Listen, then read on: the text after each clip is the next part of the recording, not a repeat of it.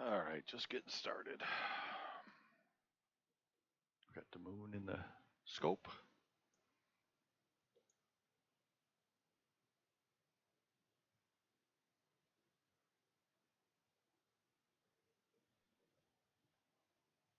Wonder if I can brighten it up a little bit. Let's see.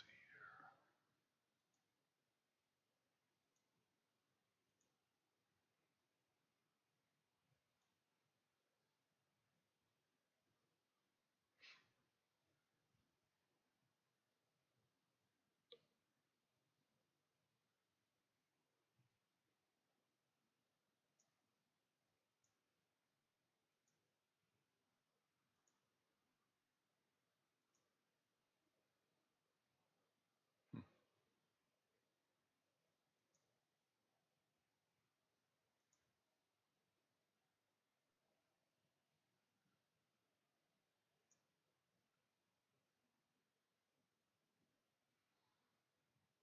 Must be because of all the background.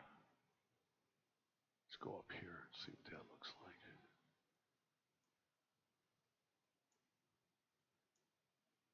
Seeing is not very good tonight.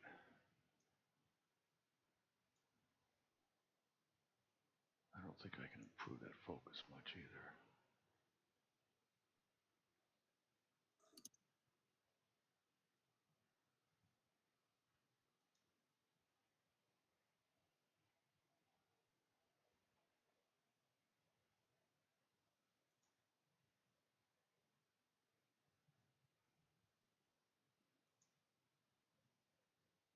Well, maybe.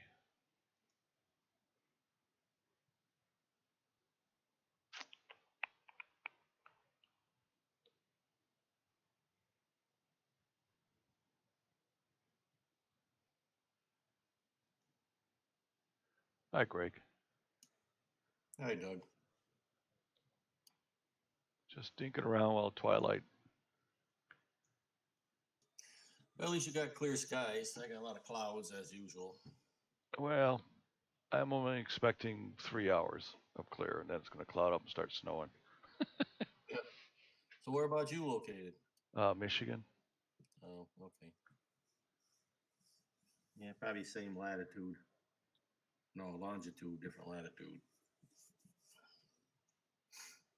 One of the two. Yeah, where you at? About 30 miles west of Albany, New York. Yeah, you're east of me, Yeah. so you'll be a shorter longitude. I'm at plus 42, 42 latitude. That is a bright crater there. Yeah. I wonder if that's one of those relatively new ones. Oh, they say you can see plumes on there once in a while, but you really got to watch a lot. Oh yeah, they happen really quick. Yeah.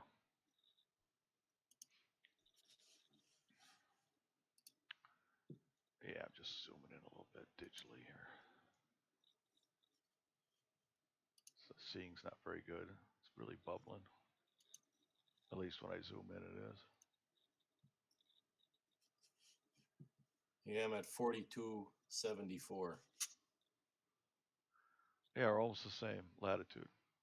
Yeah. 42 minutes would be around 70 to 42.70.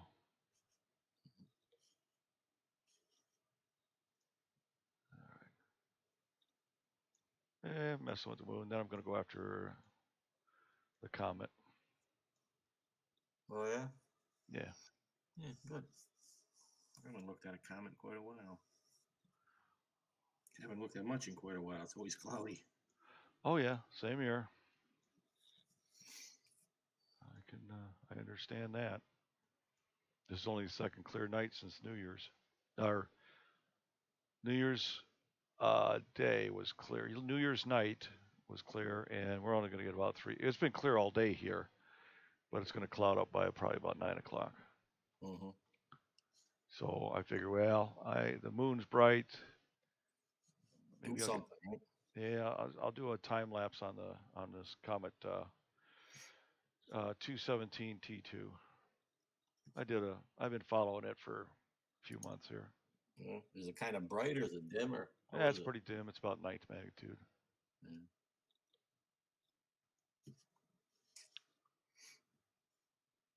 So that's the plan. While I have some clear weather, I might be able to get. Let's see what time it is. 6 o'clock.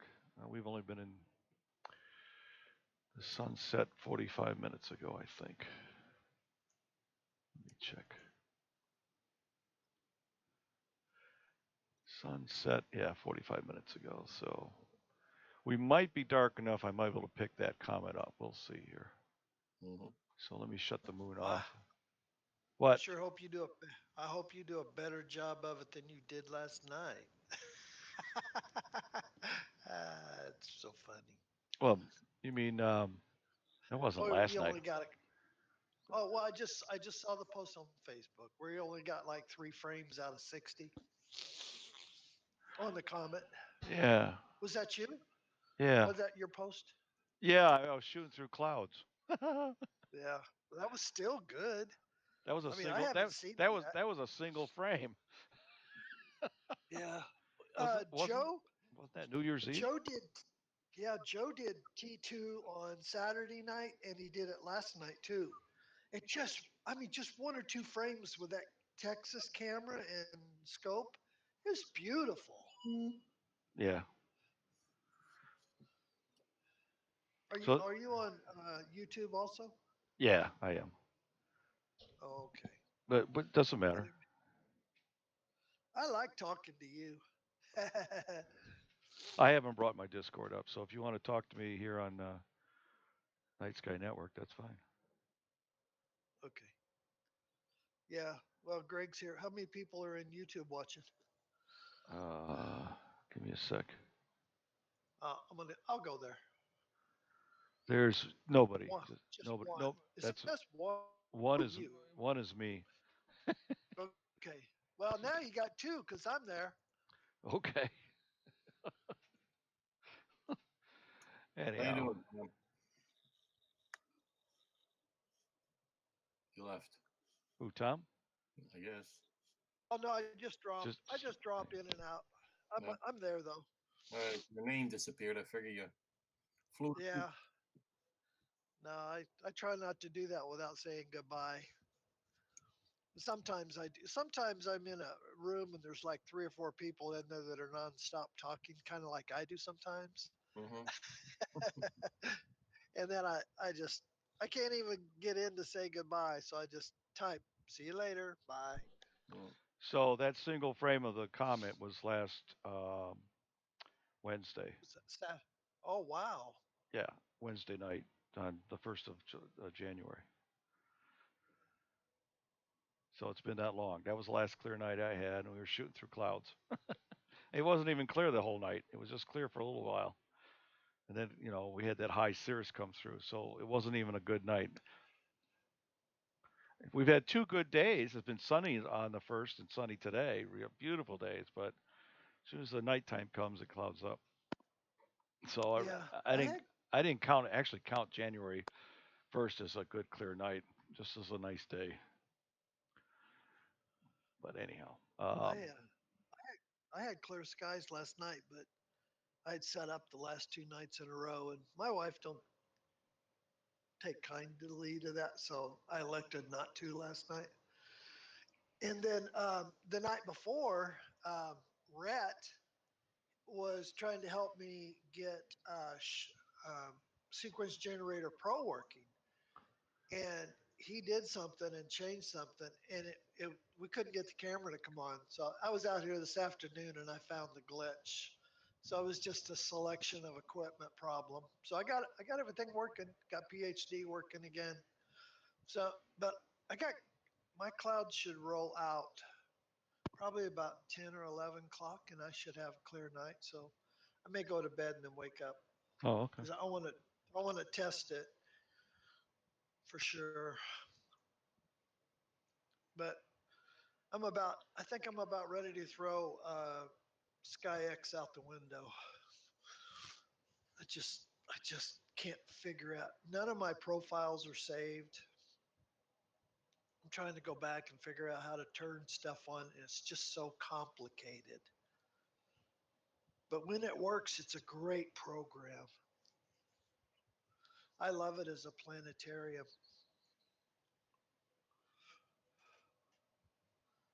I mean, Have you how seen? I can never go ahead. I was going to say, have you seen the planning tool in Sequence Generator Pro? I've got it up on screen right now. Okay, let me. Yeah, I got you like minimized. Let me make it big. Okay, sequence. Yeah, that. Okay, I'm familiar with that one. Yeah, so if you got the coordinates in for the object, it show you where it's at relative to the horizon throughout the night. So you can pick a start and stop time for that one, and then you could go on and pick another start and stop time for the next object in your sequence. So let's say you want to do half the night, 3 hours on one object. You could stop it here at meridian, and then you could start another one. Just a quick review. I just put the new. Okay, so Go ahead. okay, so you've got your target settings up. Okay, so that's is that is that the same one? I closed mine. Is that the mosaic planner?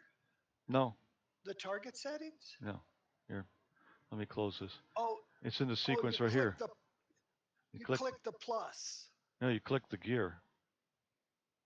Here's the object. Oh, the gear after the selection. Yeah, see where I've got selected for the object. You click this Okay, gear. T2. Yep, and it brings up the Okay, click. target second. Okay, And then, so I just put in the coordinates for tonight for this object since it's a transient. I have to update it each night that I'm going to go after it. But you can okay, also, I got it. and then you can pull up this planning tool and it'll tell you kind of where the altitude is throughout How the did night. you get the planning tool up? There's a little link down here at the bottom. Oh, I see it. Planning tools. Yeah, Okay, but then I have to have a target selected yeah, to yeah, see when to stop and start. Okay, yeah. great. I've S- never seen that before. So you see that right above it, it's got the checkbox to start at this time or end at this time. So Yes, if yes. I select the position here, it checks that, and it says 65 degrees and start at 6:35 p.m. And if I went over here and right clicked on this position, it set the end time at 10:05 p.m. today, and it'll be at 71 degrees. So I just set the start and stop time that I wanted. I'm not going to do that, but I'm just saying that's how you do it. And then you say okay. Okay, Then you say okay to that, and okay to this. and And then then you it pick shows up on your graph. you pick your Yeah. next one, and that's so you can plan out multiple objects for the night, and just schedule up when you want to start and stop each one, and you go to bed. That's what I do. I'm gonna turn those off. Hey, Doug. Yeah. Have you ever set that up for the Messier run, like in March or April? No. But it would be easy to do. It'd take a lot of preamp work. Oh yeah, I'd have to set up all the objects in a sequence, and then maybe Yeah, shoot a 5 minute shot on each one. right. But I wouldn't get them all anyways because Hi, if Dave. if you're late in April, it's 74 and 77 would be below my false horizon. And if I was early in or late in March, M30 would be below my false horizon. I wouldn't be able to pick them up because I don't have a good enough. Yeah, I don't have zero horizons. I have about you'd have to 20 to 25 degree yeah, horizons. you'd have to have zero horizons Yeah, like the guys in Texas. yeah. So Trees, I'll anyhow, be lucky if I get 20 of them. okay. So I just put those in. Gonna make sure the sequence is reset. Let me double check my coordinates are paste them back in. Yep. Okay. They're good. Okay. I need to connect it all. Connect all equipment. It's gonna go off and connect all stuff.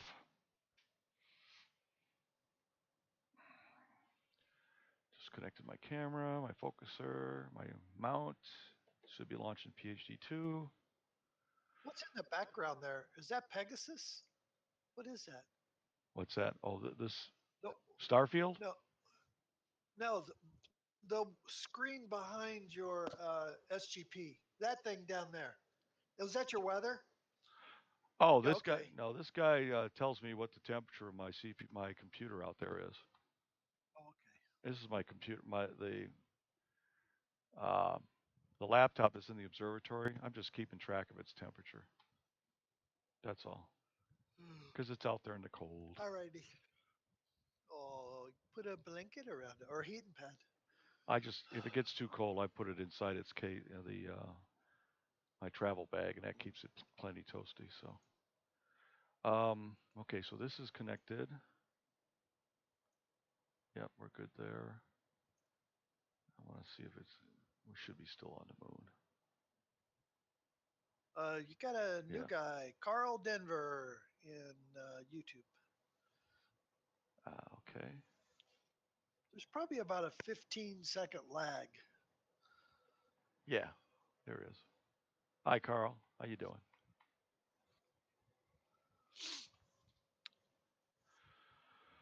Okay. Everything's connected. Oh, I need one more thing. Turn my focus lock on. Open it.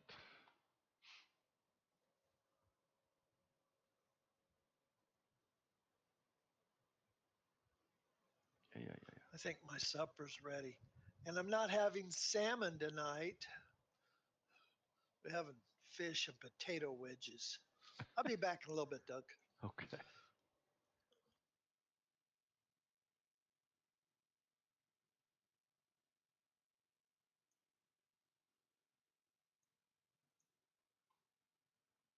All right. So now,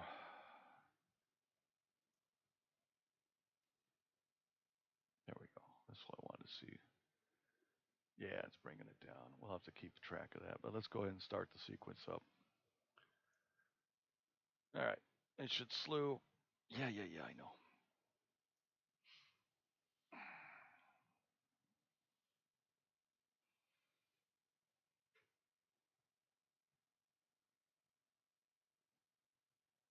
All right. Scope is slewing. You're headed for the comet now. Yeah. All right. Yeah, my audio out there is not working, but let's see here. All right, it slew to target.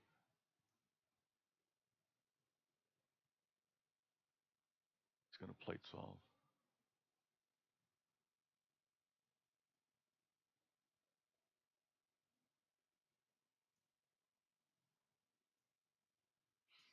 That plate solving is great, ain't it? Oh, yeah. That's why I can set a sequence up and go to bed. All right.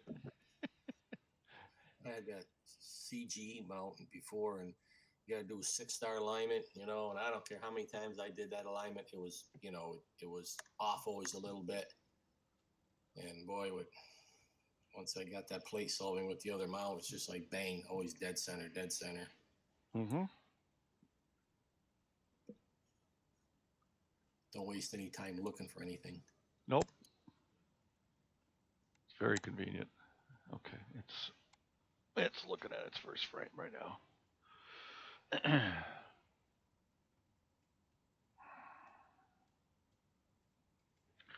Yeah, it's only going to be clear here for a few hours, and then supposedly we're going to get clouds and then maybe a little bit of snow overnight. So I won't be going to bed before I close up. I will have to close up once the clouds roll in. I do have a wide field camera piggybacked on the scope, so I can keep track of the sky. Let me see here. What do we got for exposure? Let's take a preview.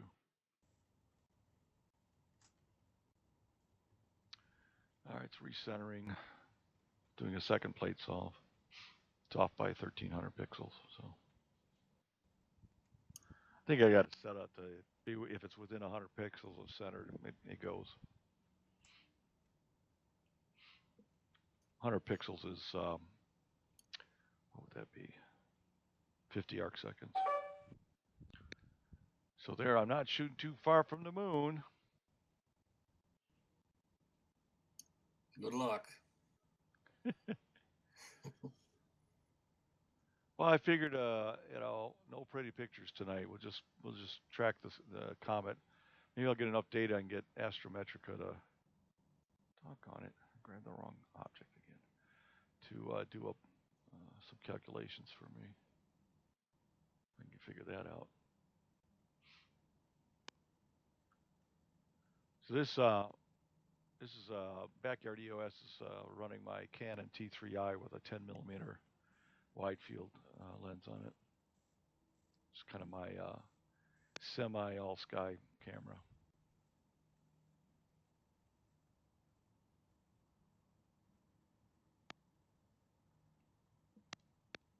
But I've got that out there so I can keep track of if I lose guide stars and things like that. I can keep track of. It looks like the auto guider's trying to start up. Oh, I know what's going on. I got to change something. Change this back to sidereal rate.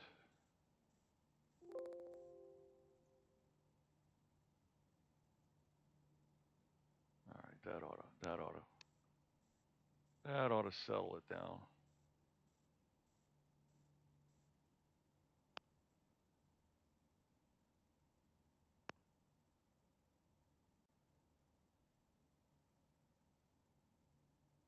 Hi, Dave.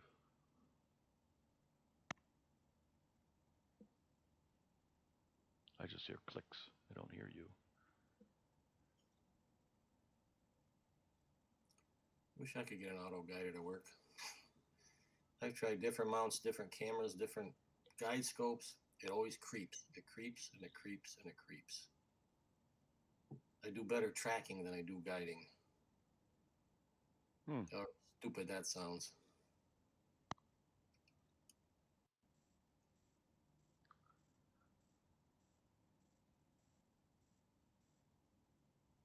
It's messing with the focus for some reason.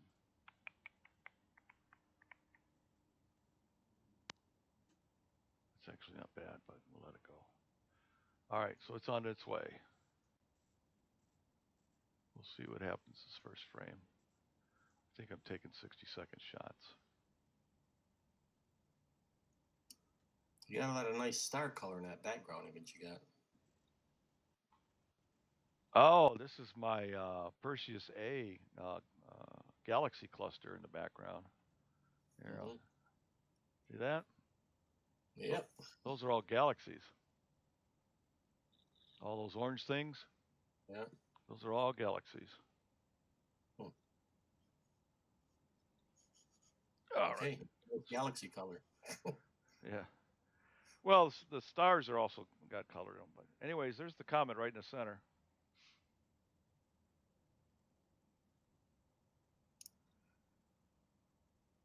Not bad for close to the moon. I'm taking 60-second shots. It'll be at perihelion in May.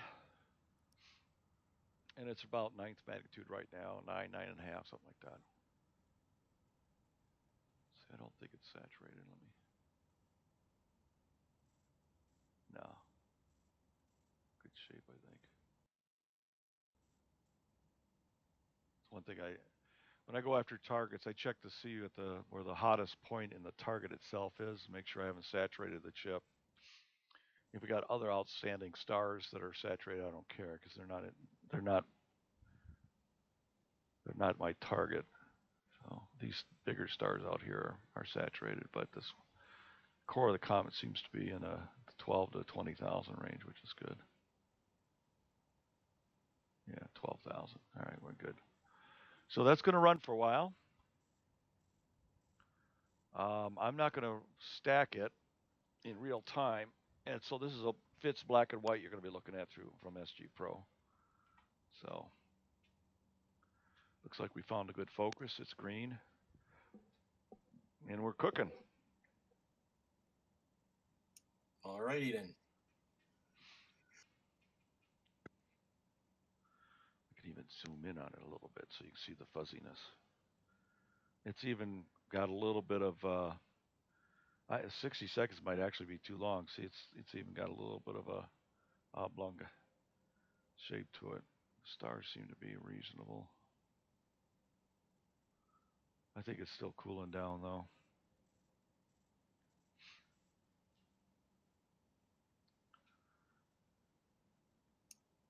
What scope are you using?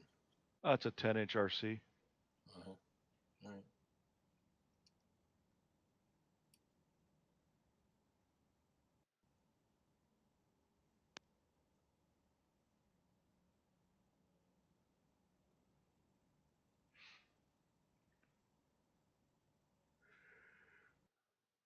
Oh boy.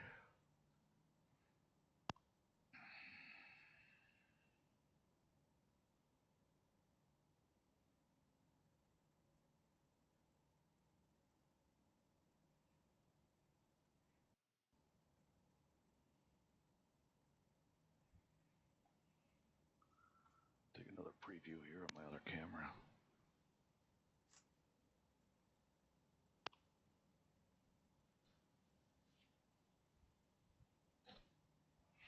I'm missing the Cranbrook meeting tonight. Club meeting.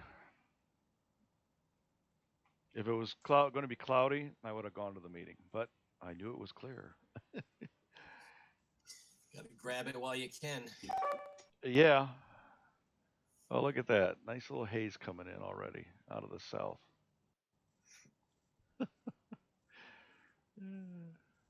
Welcome to the northern United States. Yeah. I mean, I don't even count 5 days, on first of the year, right? First that night. I can't even count that as a clear night because I was shooting through. I was shooting through cirrus clouds. I should show you what I was shooting through. Let's see here. It would be that, and then that,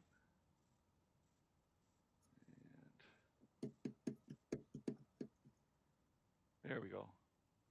This is what I was shooting through on.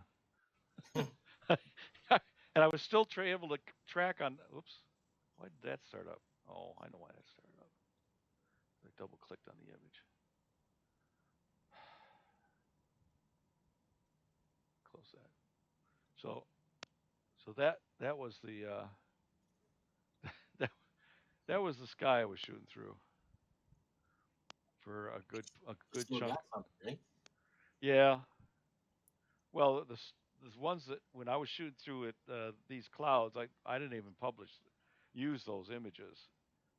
I just took a bunch near the end to make a time lapse so people could see what was going on with the clouds. See, as I'm clicking through them here, Yeah. it was just moving along.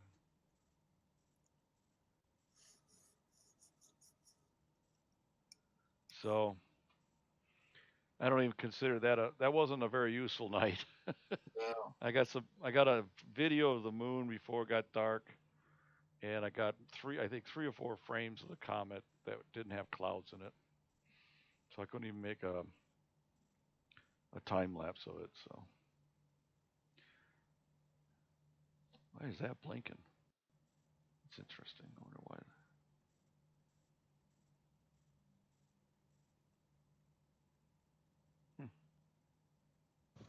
I'm gonna have to get me a 46-inch wide TV just so I can see all your programs. No, just get a 1440p. By the way, if you're looking at the YouTube channel at not at high res, change it to the high res. I'm broadcasting at 1440p, so that's the clearest you're going to get. Otherwise, the screen looks fuzzy. If it's probably broadcasting it set, or you might be receiving it at like 480p. I've had people say, "How come it's so fuzzy?" And I said, "Well, go down to your little settings gear down there in the lower right-hand corner of the YouTube channel. Click on that and set it to either 1080p or 1440p, whichever your screen resolution will allow, and it'll clear it right up."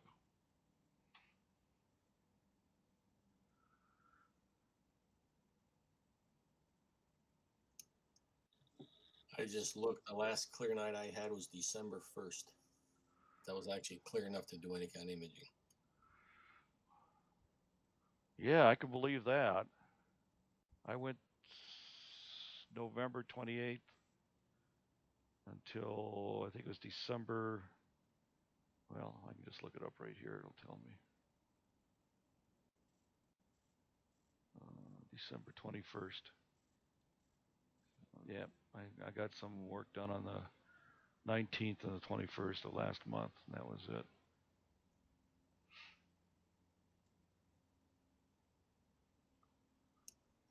I remember years ago, I bought an Obsession telescope. The scope came in November. I never got to use it till about the middle of January. Yeah, that's why I took my obsession down to the Texas Star Party in '96. I just got it that winter. I sold. Hmm? I sold mine. Well, I sold mine too 4 years later, but It's fun for a while, but after a while, you start to get old. You don't really want to put in the tubes and set up the top part, you know. yeah, big one. Those big scopes are a pain Oh yeah. when you're an old fart like me. Yep. I'm agreeing with you because I'm old too. Yeah.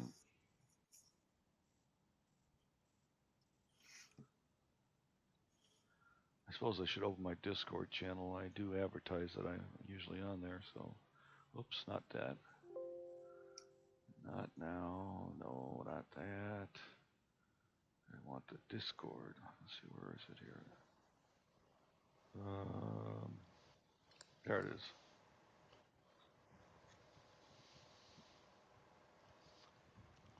So I'm broadcasting in two places: on Night Sky Network and also in my YouTube channel.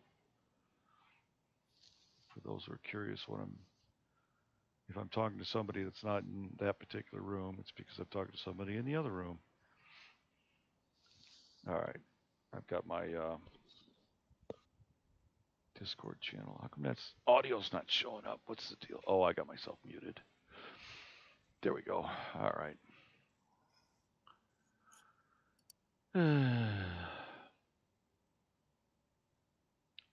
So this is Comet. I should bring up the big view of this guy so you guys can see what I'm doing here. Show the big status. There we go. I put the big status up that tells you all the things that you need to know.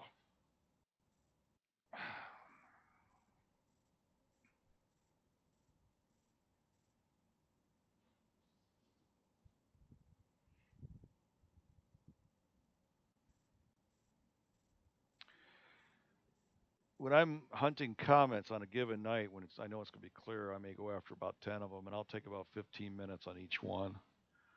But tonight, I'm just going to focus on this one, and for as long as I've got clear weather, which will only be a couple of hours, I think, so I can do a time lapse on it. It also gives me data so I can throw it into Astrometrica and see if it'll compute its orbital velocity. I haven't figured out how to do that yet, but I need some good data to work from, so I'm going to try that. I've been kind of slow getting that tool to work for me, mostly because I forget. The first couple of months, I couldn't get it to work, and I figured out why finally, and now I'm just trying to figure out how to use it. Those guys from North Bolt, though, they use it all the time. They're really good with it.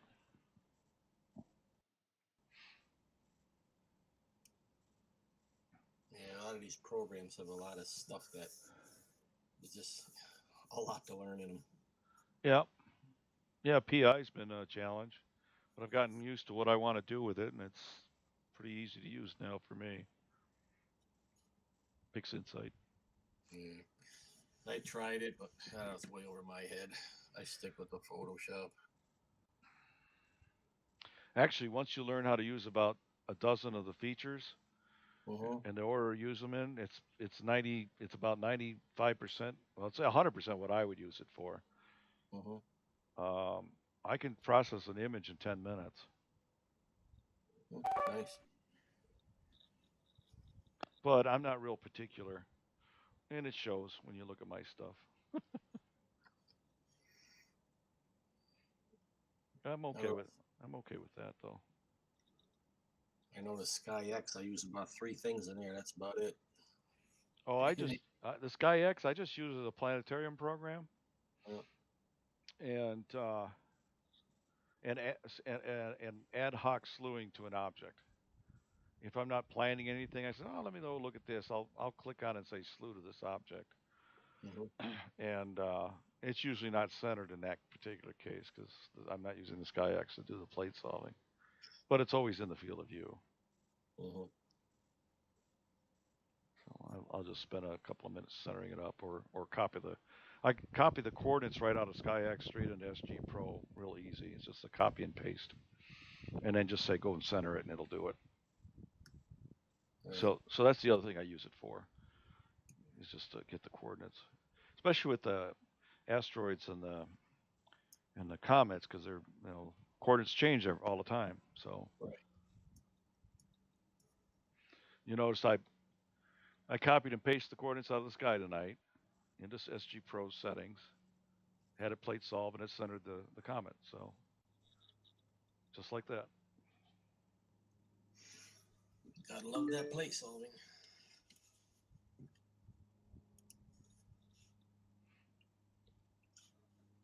I suppose I could stack on the stars. You'll see the trail of the comet core if I use Astro Toaster. So let me pull that up just for grins.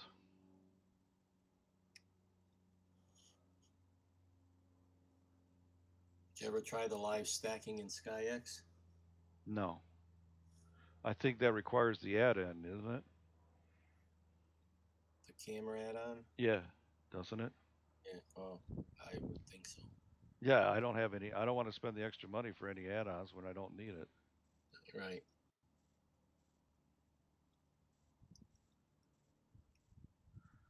The only reason I have Sky X, I've had Sky 4, 5, and 6.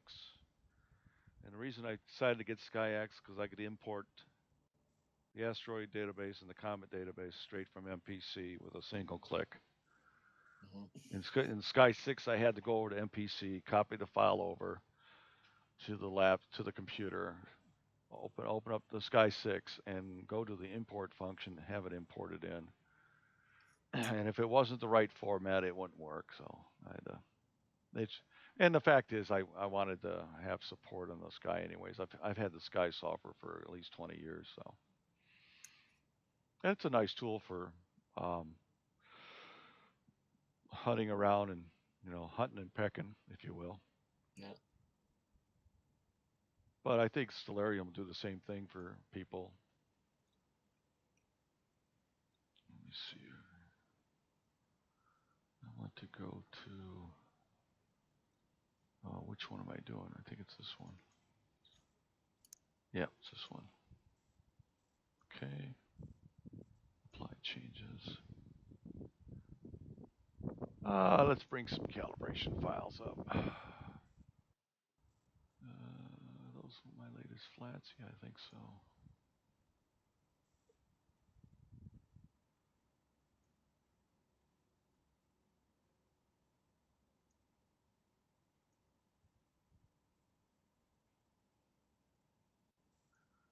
Bring up some darks. Let's see here. Oh, I don't have any 60-second ones. That's right. Well, we'll just do the 3-minute ones for grins. Actually, I'll do the 5-minute ones. I'll even handle even more noise. That wouldn't really hurt anything. This is just a rough paste. Of course, it may not like that because the exposures aren't the same, but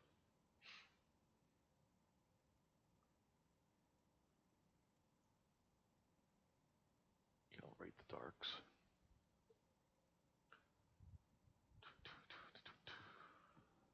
I got 7 people in YouTube.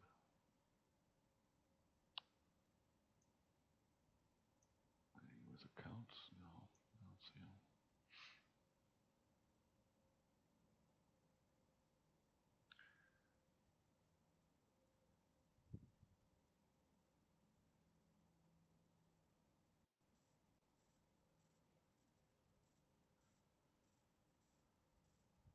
Oh, that's a nice comet shot. I should take a single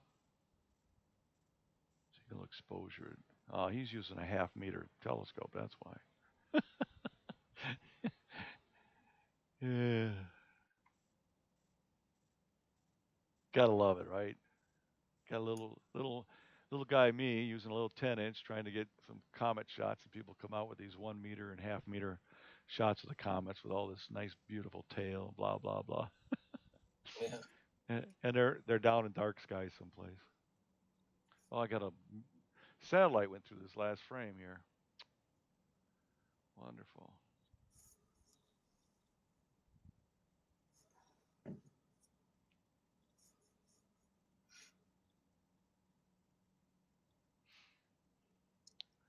Calibration's still going on that.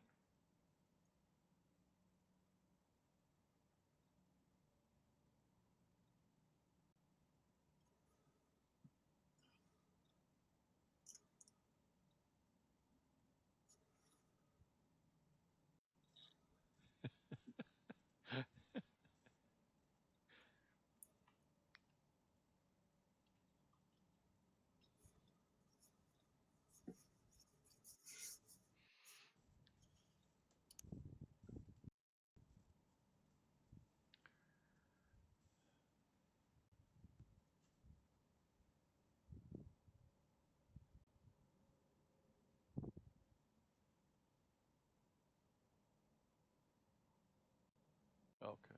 Now a monitor, stack, and refresh. All right. It's going to start stacking these things.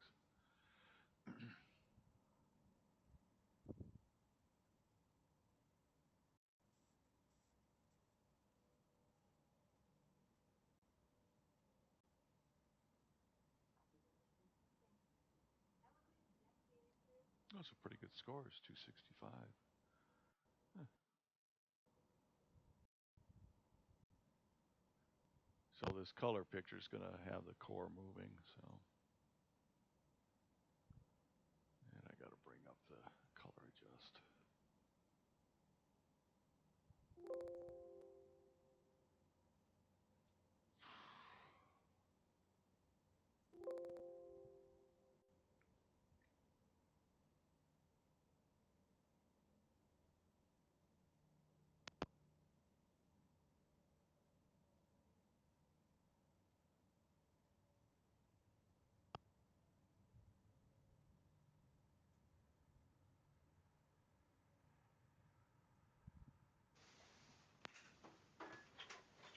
There we go.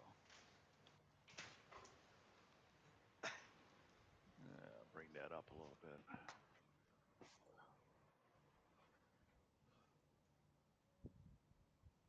There we go. Now we got a color version. Sweet. Debayered and stretched.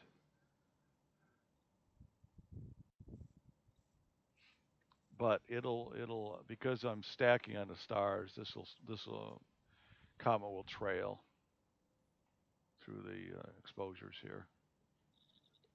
So it won't be as clean as when I actually stack it in Pix Insight later. Because Pix Insight will stack on. Oh, that's the only reason I like Pix Insight. It's very easy to stack on stack comet shots when you take a lot of them.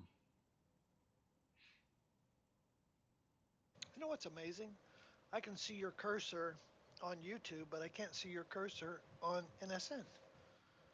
That's because that's NSN. Yeah, jerks. That's because OBS Studio broadcasts the entire display, including the mouse, to YouTube. Could they write that into the NSN script? It's probably on the broadcast tool. Depends on how the broadcast tool works. But I think the broadcast tool is what the limitation is. It's taking the screen, but not the input device. And yes, they could, but I don't see that happening anytime soon. It's just that it takes time to rewrite work, that kind of stuff. Time to take another preview of the night sky. See if we got any stuff harassing us here.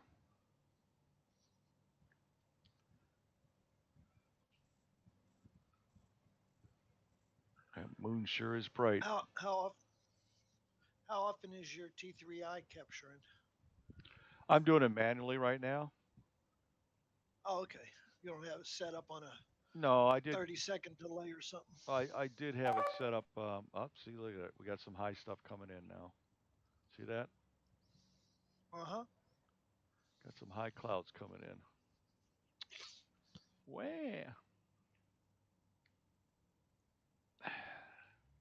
Eh, not unexpected.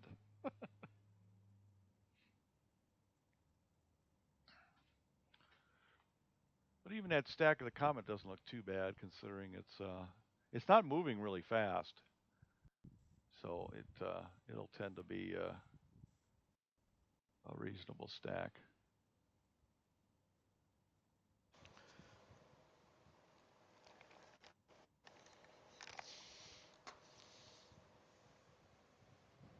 So I might as well just keep it on there. The only thing is you won't be able to see the movement on the stacked version versus the other one. We could scroll through and watch the movement. That'll show up in my video.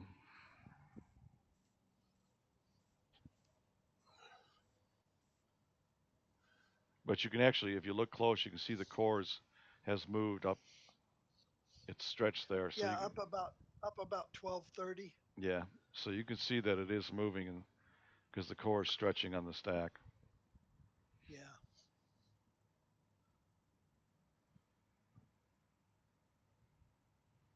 60 seconds seems to be reasonably long enough to get the core and some tail and not show a trail for a single frame.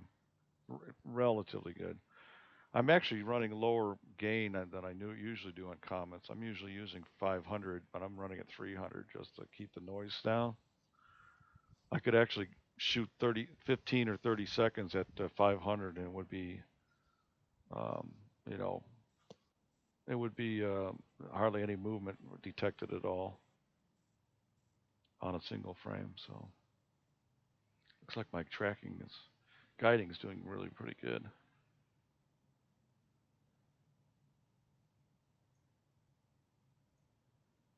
Yeah, I'm at 0.6 arc seconds RMS. So we're well within the seeing. That's the other thing up here. My seeing is almost always average to poor. It's rare we get a good seeing night.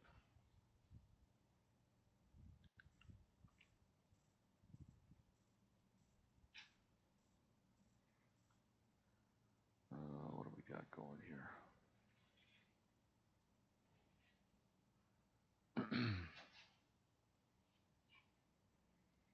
Well, I'm going to start up a sequence on this to keep track of the clouds.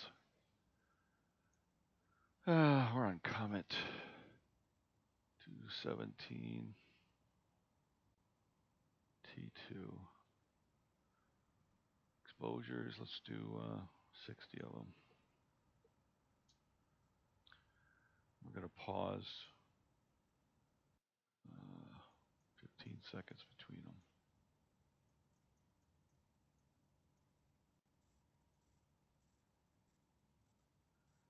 I'm going to run at f5.6 and start capture. All right, got my T3i running. Was a 14 millimeter? 10. 10 millimeter. Yeah. Yep.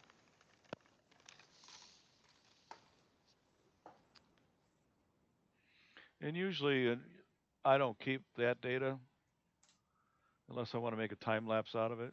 You know, if I'll like the last November, I was shooting this comet and wanted to show what I was shooting through because the background was dark and then light. So half of the time lapse I did was the comet, and then the other half was showing the clouds rolling in and out.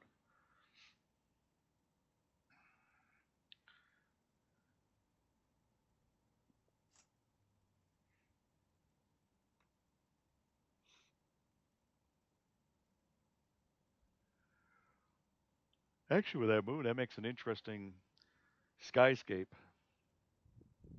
I love the flares coming off of it, or whatever you want to call them, spikes. Yeah, I'm running at f5.6, so there's a little bit of iris spikes. I should actually stretch that even more, getting bigger spikes. But I've taken time lapse all night long, where every once in a while a little bit of clouds will roll in and out. They look kind of cool.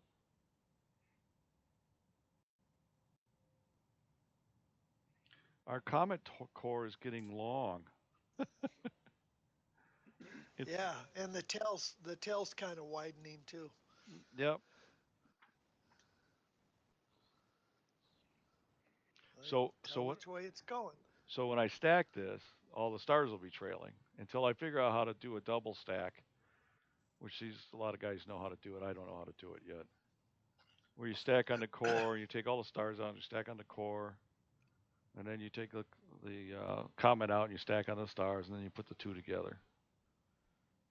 I mean, I've seen people do that. They look really cool, but I just stack on the comet core and be done with it. Doesn't Blue Sky Stacker have a thing in there where Yep, it you does. I've never got it to work well. Well, for one thing, in Deep Sky Stacker, you have to mark the centroid of the comet in every frame so that it will stack the comet. And once you've done that, you do the double stack. You do it on the stars, and then you do it on the comet. The problem I've had when that I've done that is it leaves black holes where the stars were or where the comet was. So it's not real, not super clean. Now maybe haven't figured out what DSS does, tuned it well enough. Maybe I haven't done that. I've tried it that way. The other way is in PI, Fix Insight. It allows you to do those things. It's a multi-step process to do it. The reason I like PI for comet stacking is you mark the first frame and you mark the last frame. The assumption is you've taken the, 50 frames at the same time, duration and increments that are relatively even, and it interpolates where the core is through that entire stack. So you don't have to mark the beginning and the end, and it stacks up really fairly nicely. Whereas DSS, I'd have to mark all 50 frames. I could see if you had an interruption between the two, you'd have to mark the first group and then mark the second group beginning and end, and then stack the two separate.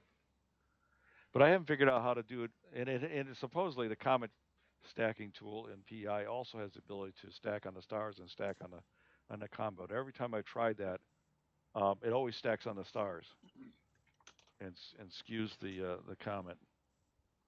I'll just have to mess with it. I've got the time. So what you're seeing is the comet is being skewed in this stacking process I'm doing right now because I'm stacking on the stars. So the comet core has now got a nice little line there, but it gives you an idea of the motion. I'm not seeing anything but a black screen. Did my night sky network go down? Yep. I will restart it. Hang on. It's one of the things I don't like about this. It's finicky. There you go. Yeah, I just stopped it. And it came back. I'm going to start it again, and it disappears. What's going on here? All right. I got to close it, launch it again. All right, we'll start it now. There we go. Yep. Now it's back on Night Sky Network. All right. And the clouds are rolling in. As we can see in the piggyback camera.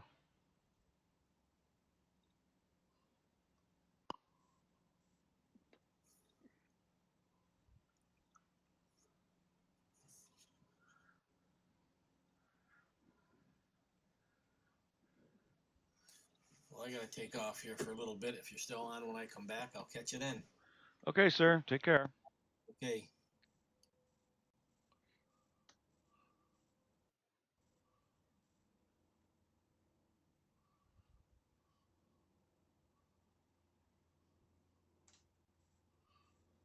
Doug, can you hear me? Yeah, Bob Keller, how are you tonight? good. You on Discord? I am. Okay. You found me. Yep. I saw that you were on YouTube, so I figured you'd probably be on Discord too. So. Mm-hmm.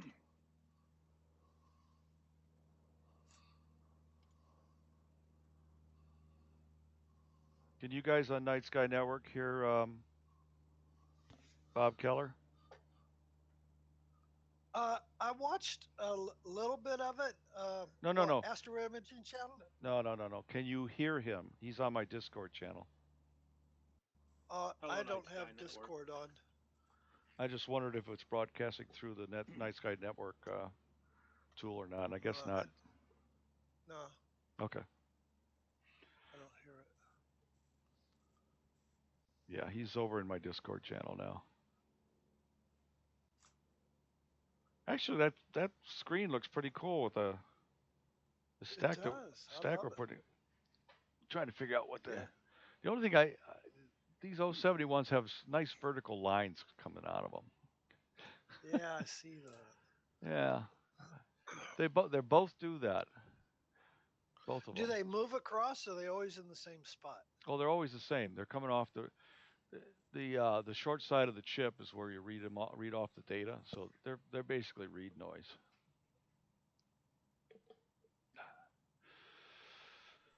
And they're always there. Every frame I've Hey, ever Doug? taken. Yeah. We're gonna go open Christmas presents. Oh, okay. So Have fun. don't ask. Yeah, it's a messed up situation, but we're gonna do it. No, whatever. All right, I'll be back later. Yep. Take care. Okay. All right. Bye.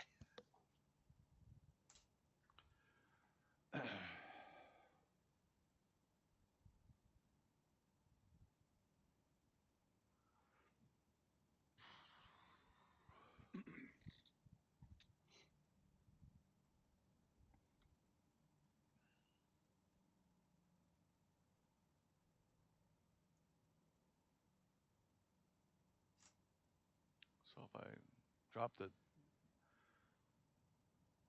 the black side, then the comet kind of tail disappears, but the core becomes very, very much prevalent.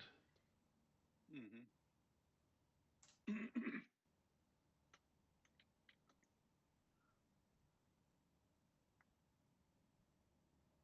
Relatively speaking, this is a bright comet. I mean, it's like ninth magnitude, Mm. 9.5.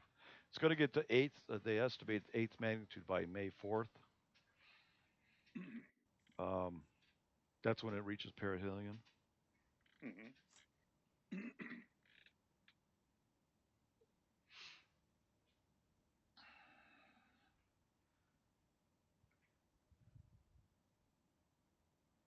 Look at that haze. Yeah, I see that. I like having this wide angle camera sitting there. Yeah, it's nice. Gives me a nice field of view to see what's going on. Mm-hmm. And I have a 70 to 300 telephoto I could put on there too if I wanted to. Shoot in the same area.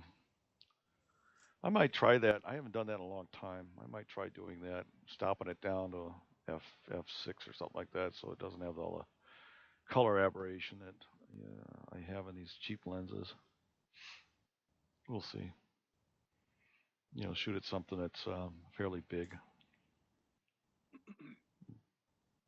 You can shoot both cameras at the same time then.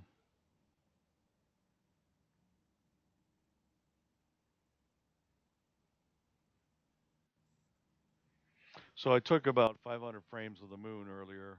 Can't get the whole thing in my field of view when it's past, too far past first quarter.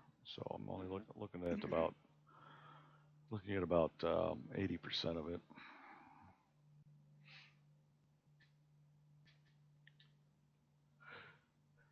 It's about the Only thing about my chip setup with this scope is that my field of view is 27 by 40 arc minutes. Still a good chunk of sky, but it does limit me to. It forces me to go after the targets I wanted to go after in the first place, and that was asteroids, comets, and galaxies that fit. I mean, I don't even bother with M31. I'd have to take a 9-panel mosaic for it. Right. I'm not even going to bother. Yeah. I'll throw my 300 millimeter zoom on there and maybe take some. There you go.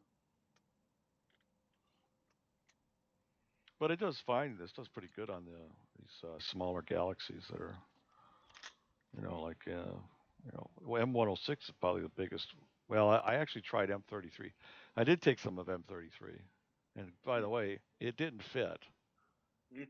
It actually extends outside the chip, but the parts that I got look kind of neat. Mm-hmm.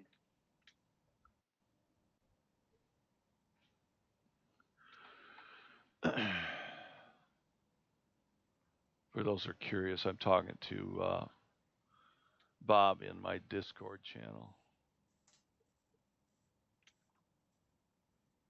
which those that the instructions are on my YouTube. It says log into Discord and look for Northern Cross Observatory. You could talk to me directly if you have a headset and phone, headset and microphone. Oh, the other thing, Bob, that's working out really well is the old 071 as a guide camera is magical. I mean, I've got the same field of view in my guide camera as I do as my primary camera. Oh, wow. It's not as good a field of view because it's um, the on-axis guiding port only lets 700 nanometers and above through, but there's always some stars in the field of view. Whereas with my load star, every once in a while I wouldn't have a guide star because the field of view was too small. I see.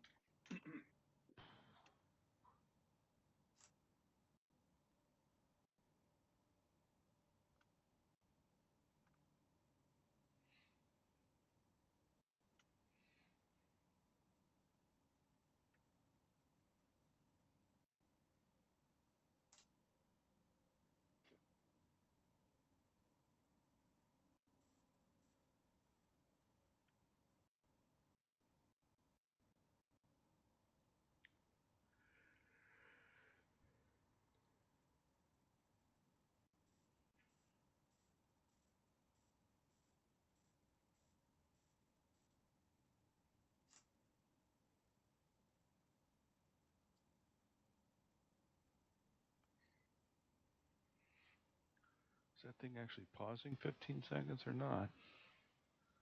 I'm going to have to look at this. All right, just took it.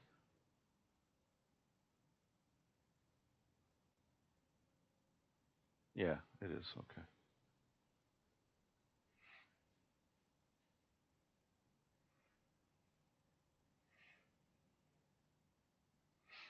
It would be nice to have a A7 triple I or whatever they call camera where you can put an ISO of 40,000 so I could run live video, if you will, of the sky. Yeah. But I have to take these are 15-second exposure at 1600 ISO just to get enough background to see the clouds and a few stars. I mean, there's Cassiopeia right there, almost in the center, upper off center to the 11 o'clock position. Mm-hmm.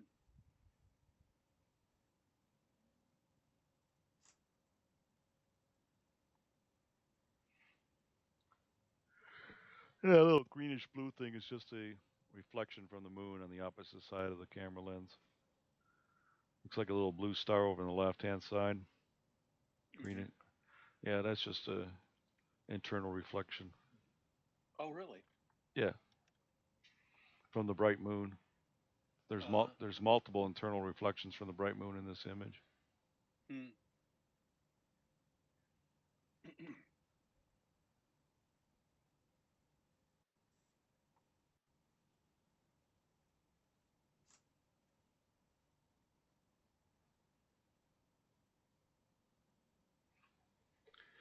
The other thing I could do is I don't have to stack these. I can just go to a single frame, and every new frame will come in. And so you can just see the comet in its natural orientation at the end of a single exposure. I'll do that. I'll switch that over so it isn't stacking it, but it will be in color.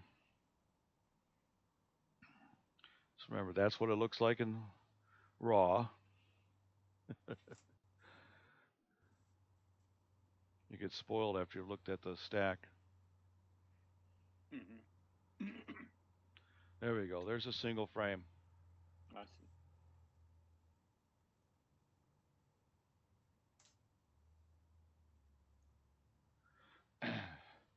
But I can stretch it.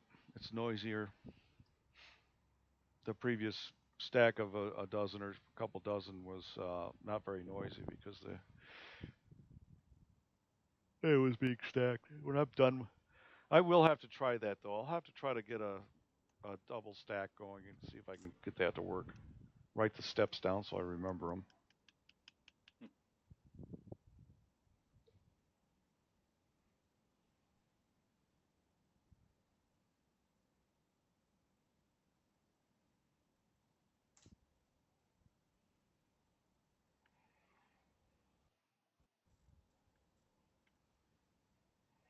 See, I got the mic on in the observatory, so I can hear the wind.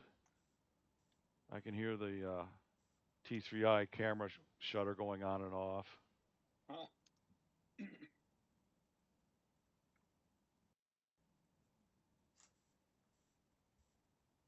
I don't think anybody else can hear that, but I can. Yeah, I haven't heard it. That's cool.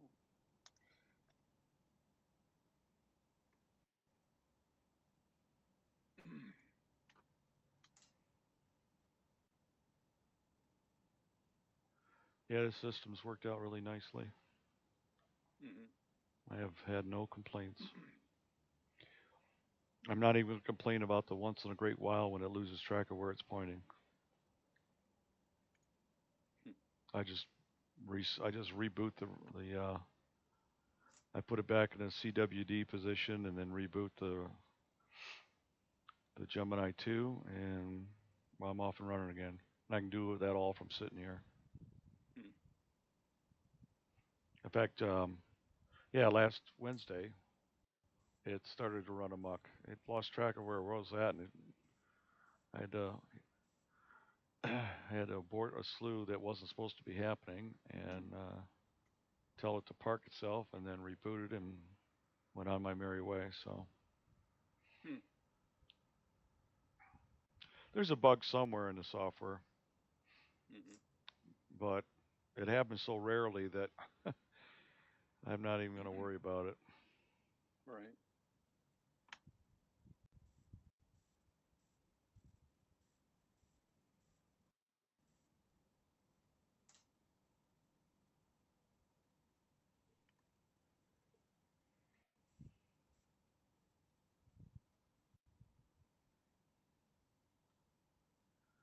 They're still broadcasting over there.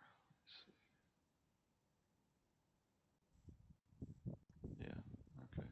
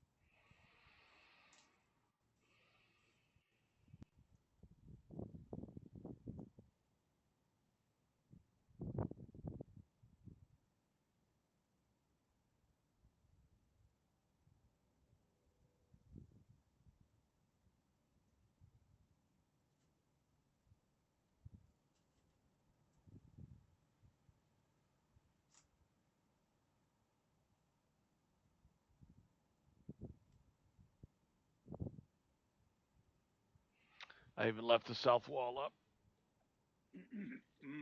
tonight. Decided with a little bit of breeze, leave the south wall. I wasn't going to shoot to the south anyways. Mm-hmm. This would be a situation where I could park the scope, and if I had my controller out there for the roof, I could park the scope and close the roof and never go out there. There you go. Yeah. I'm really tempted to buy that.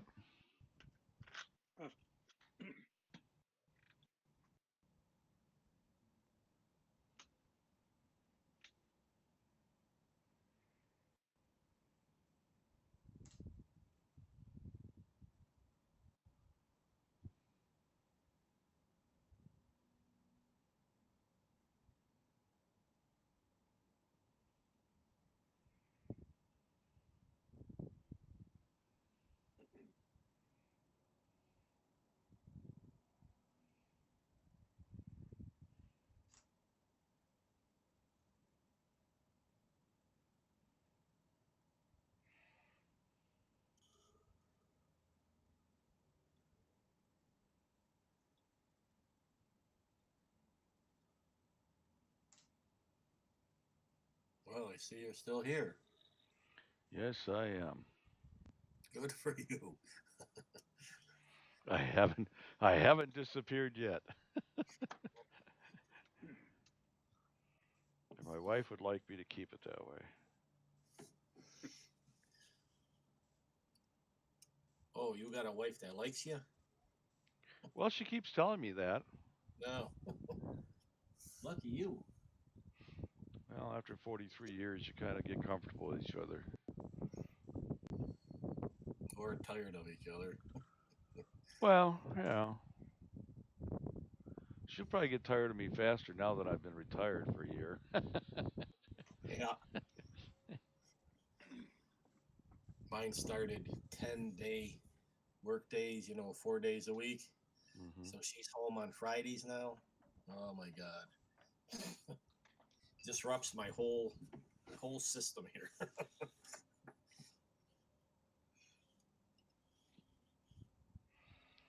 Yeah, my dad just sent me an email.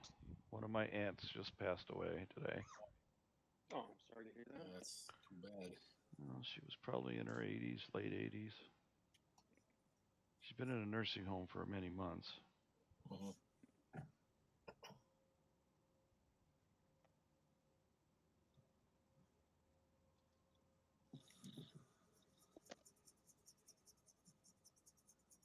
So did you start a new stack? No, what I decided to do was just render single frames only. Okay. 'Cause I noticed that it's not going up in the air anymore, the No, streak. you're looking at just a single frame at a time now. Right. It's still refreshing each frame as it's coming in, but I'm not stacking it. So, well,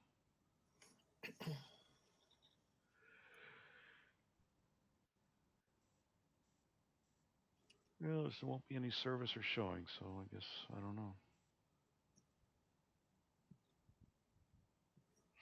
Hmm.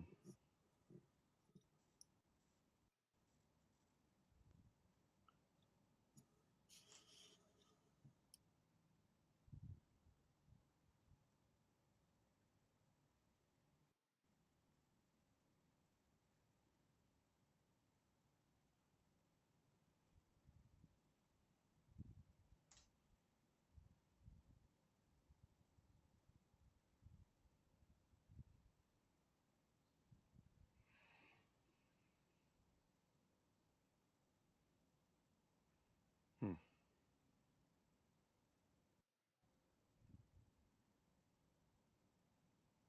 What the hell? Why am I getting ads for, we'll just say, political leaning mugs? Your cell phone's listening to you. That's what. These people are idiots. Anyhow.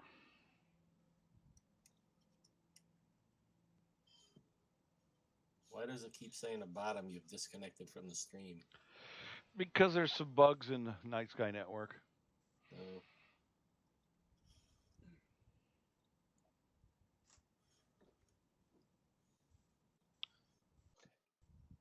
It's just goofiness. As long as you guys can still see the stream, then it's still working. So. yep.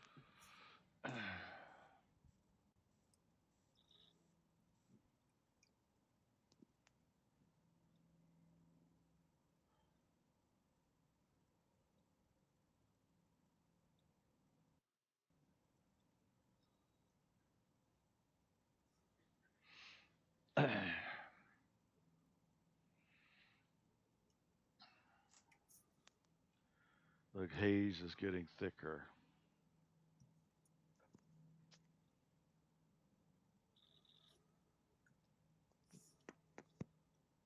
But that's not surprising.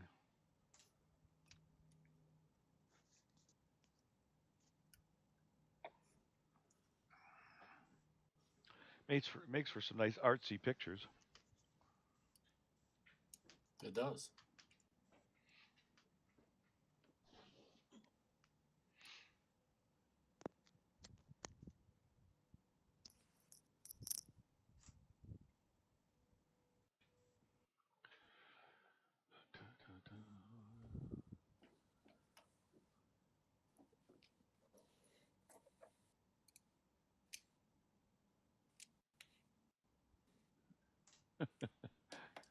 Okay, Dave. Merrily, merrily, merrily, merrily. Life is but a dream.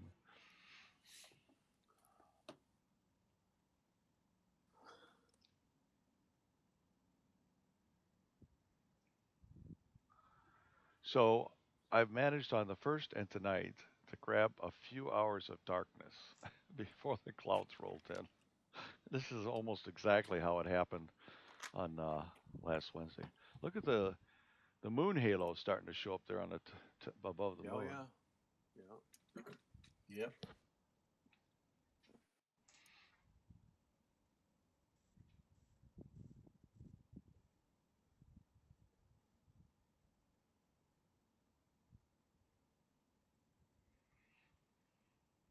Oh.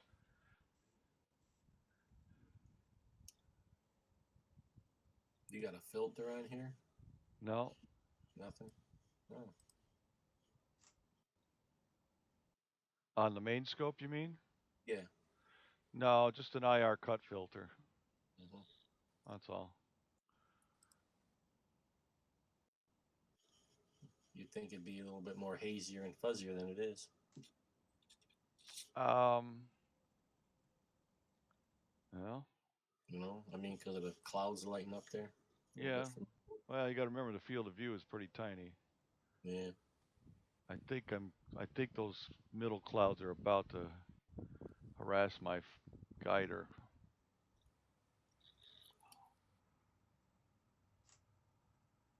Yeah, maybe not yet.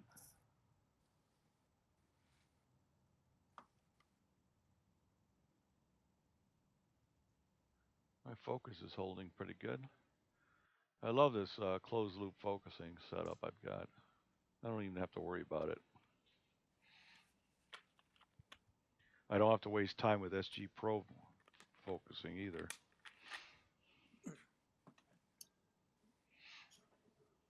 That halo's getting nice and prominent there. Yeah.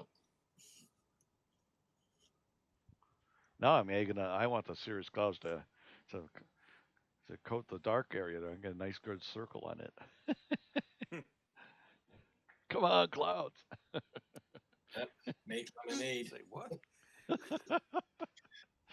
I'm making lemonade.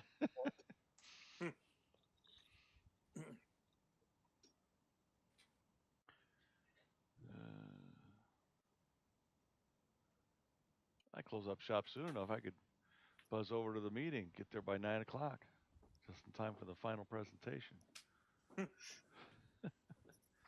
It's about 50 minutes to there. Better make your mind up quick. I'm not going to go. No. No. This Saturday, I've got 2 meetings I got to decide on which one to go to. Now, one of them's only about 5 minutes away, and we're having chili, so that might be the deciding factor. Because the other one's an hour. The other one's an hour away. Right.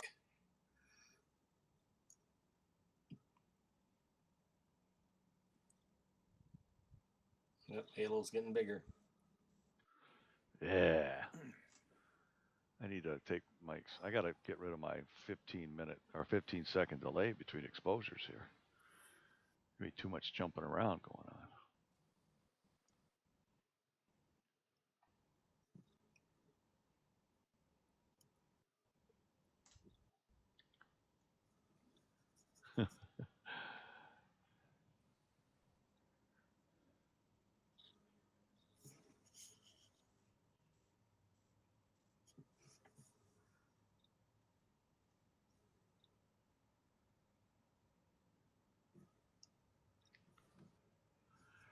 Well, I'm still guiding, so I'm not gonna. I'm gonna keep taking shots.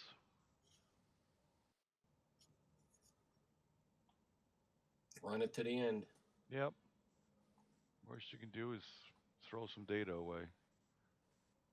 That's all. It's all digital, man. Mm-hmm. It's not like wasting film.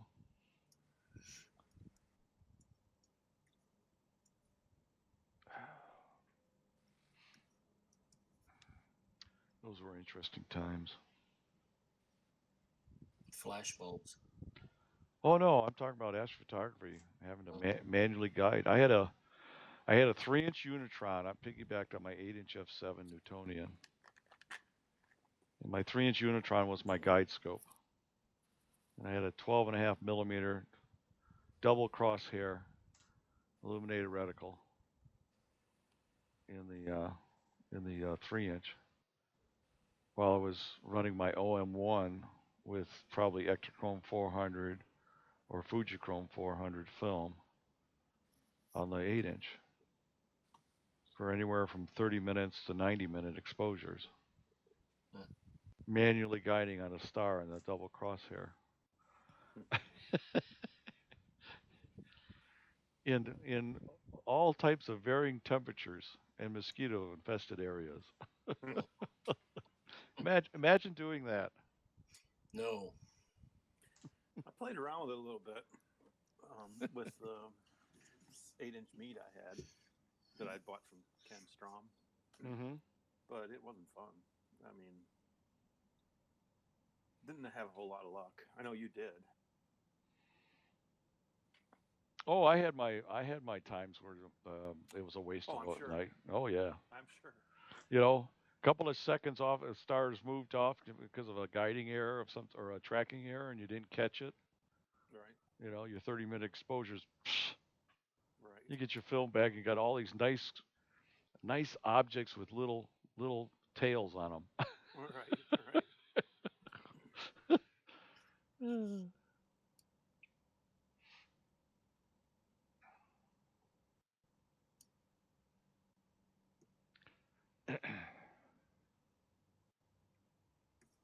Well, I can still see the comet even though we got that haze over it. Fizzling out a little bit. Yeah, it is. Wow. Look at the haze now. Wow. Mm-hmm. Well, that was predicted. Yeah. Yeah, I know. Oh, cool.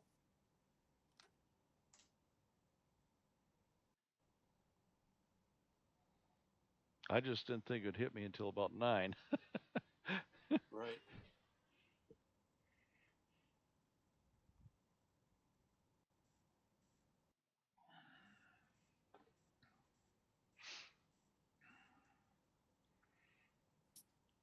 But tonight was knowing what I was only going to have a limited amount of time. Tonight was just a single comet.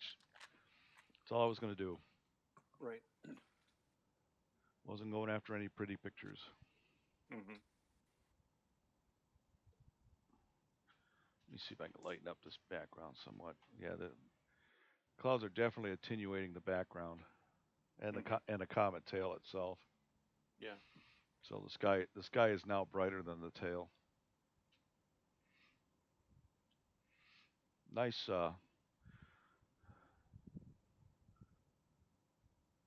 nice ring around the moon though. Mm-hmm.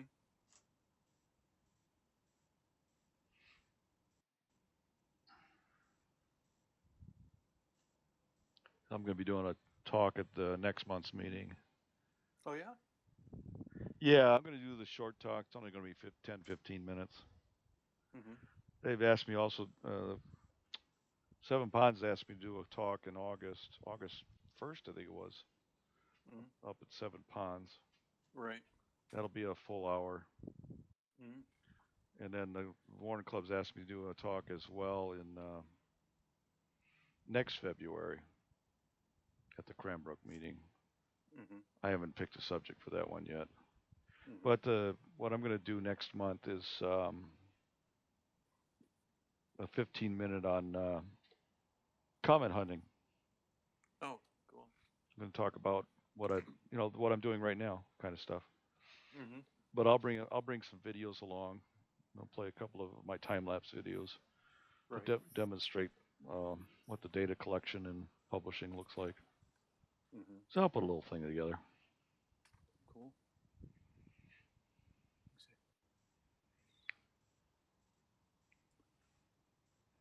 The Seven Ponds, I'm going to be talking about the history of the observatory, Oh, that'd be neat. starting with 1984 when we first built it. I did that talk for the Warren Club a year ago, but Seven Ponds asked me to do it for them in August. Uh-huh. Got to do some updates on it, but it's basically that talk's complete and ready to go.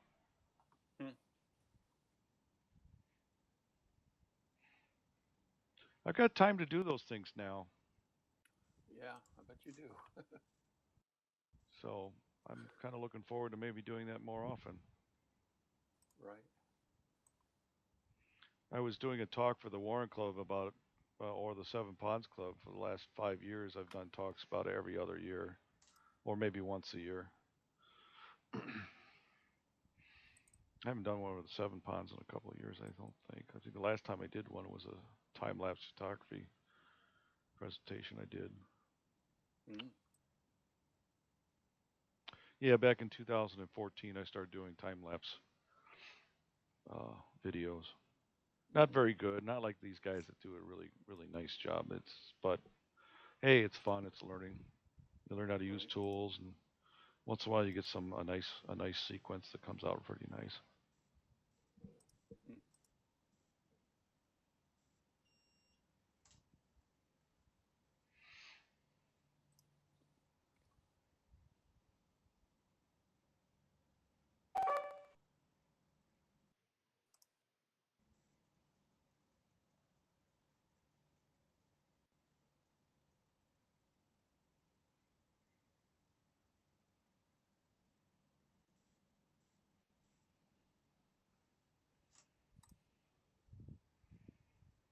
Yeah, I may be shutting this down pretty soon. Yeah, I bet. Still a little bit. Well, I'm east of you, so that's understandable. So. What's that? I'm east of you, so mine are still looking okay. I should go out and look what the sky looks like though. I haven't looked out there. Well, yeah. Remember, this is a 15-second shots with this camera, so it's going to accentuate with the moon bright out. It's going to accentuate the haze. You may not even see this haze. Right. Go ahead and take a look. Yeah, I'm gonna in a second. I'm finishing something here real quick.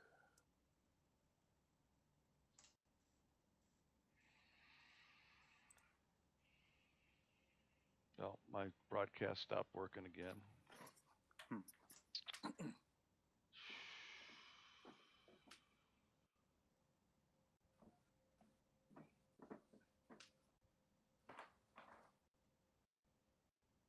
There we go. Oh, it's coming. It may not be. Oh, yeah. Yeah, I think I might be wrapping up too.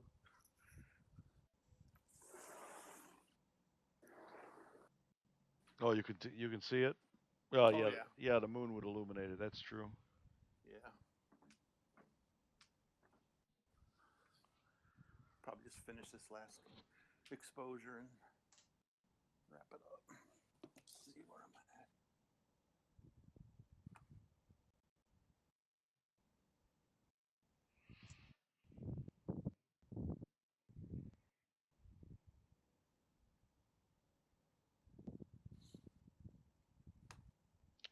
Yep. Well, that's what they predicted. I know. I got what I wanted, That's good. and I moved on to my next object, and you know, I was successful in. I made this. I got a 3D printer, and I made this ring that I could put on the part of my scope that rotates, so that I could have a scale in degrees. And the Sequence Generator Pro tells me I need to, if I use frame and mosaic tool, it tells me I needed to rotate it 70 degrees, and it worked great. So Oh, okay, cool. So it worked really good.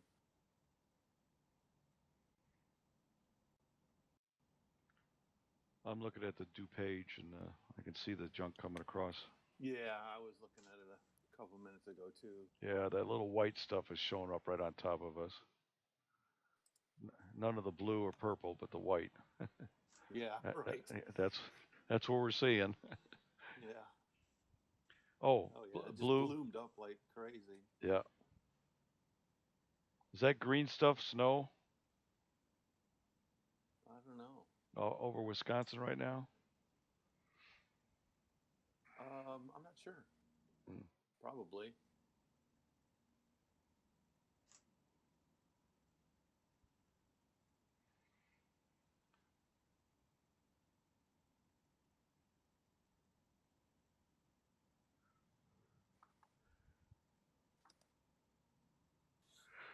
Oh.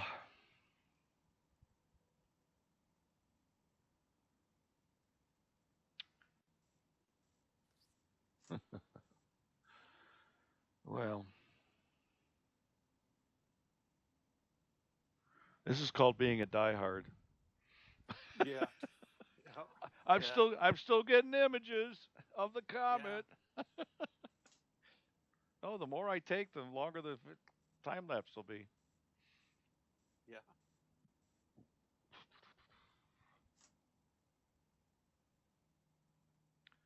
I've got 68 frames in. Hmm.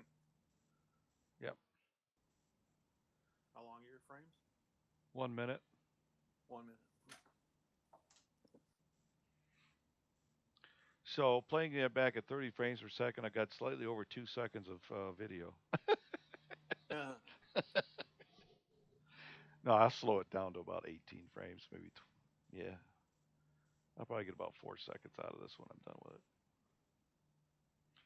One night, I ran on an object. Was it 480 frames?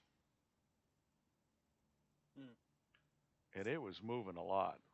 So the video lasted a long time, and it showed a huge amount of motion too. But I was tracking on the object. It was either Florence, asteroid Florence, I think it was. And first half of the segment before I hit the meridian, I was tracking on the core. And then the second half, I was tracking on the stars. So you could see the core stay in a position with the stars flying by for the first half of the video, and then the stars staying in position and the core are the asteroid flying by.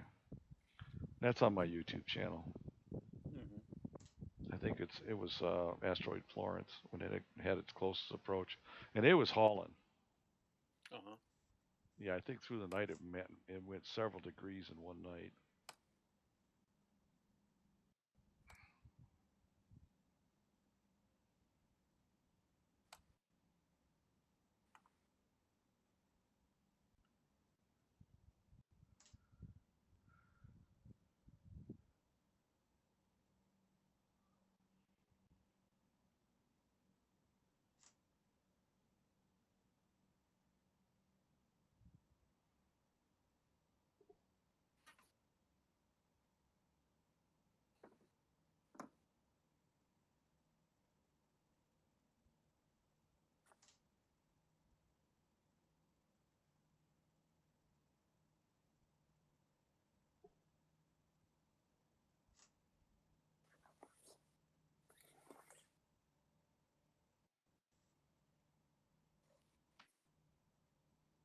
And you know what? I'll make a video of the comet, and then I'll make a video of my wide field as part of Yeah, it. As that'd part be of it. good. Yeah, I did that on the last one I did. No, not the last one. The one before that, where you saw the comet moving and in the background flashing because the clouds were rolling in and out, and then the second half was showing the clouds rolling in and out. Mm-hmm. I think people enjoy that. My artsy, meaningless video. I have yet to do any real science with any of this. That's always been my intention, but I haven't gotten there yet. Right. It's hard to plan for a program when you get one clear night out of every 6 weeks. Oh, I know.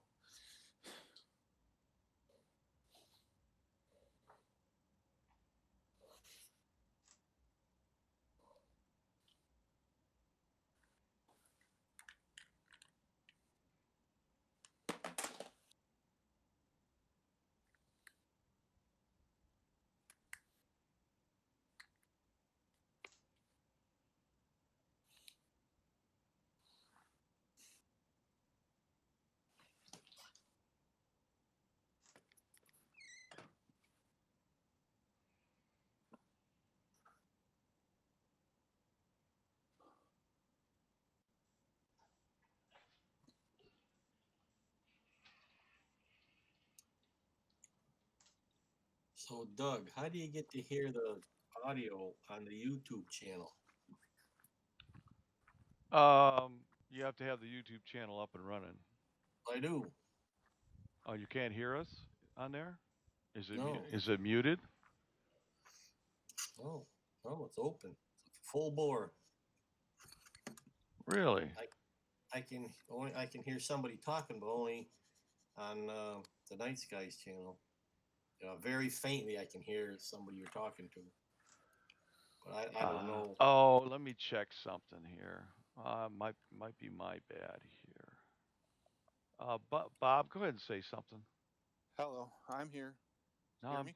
yeah, I'm broadcasting both his and mine. Should be on the YouTube channel. Let me see here. Well, I just subscribed to it. Does that make a difference? No, it shouldn't. Mm.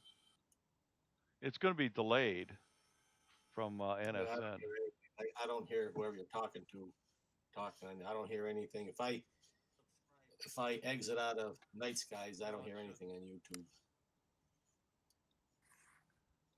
I just unmuted my YouTube and I could hear myself talking on it and also you. So I'm not sure what's going on. Whether your YouTube channel is using your audio or not. But I believe everybody else on there. Carl, you still here? Can you folks hear us on YouTube?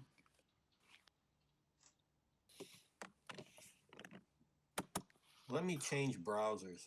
Maybe this one don't want to do it. Shoot. Oh, what browser were you using? Safari. No, I can't. It should work on there too, but I don't know. But you're on my YouTube channel, right? Can you see the pictures? I can see everything. Yeah, I'm just switching now. I'm going to use Chromium. Okay. See what happens.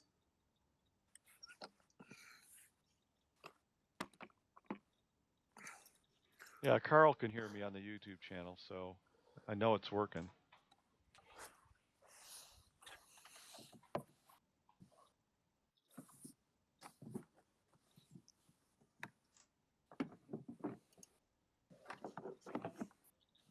Your other choice is to get on my Discord. You can hear Bob and I directly.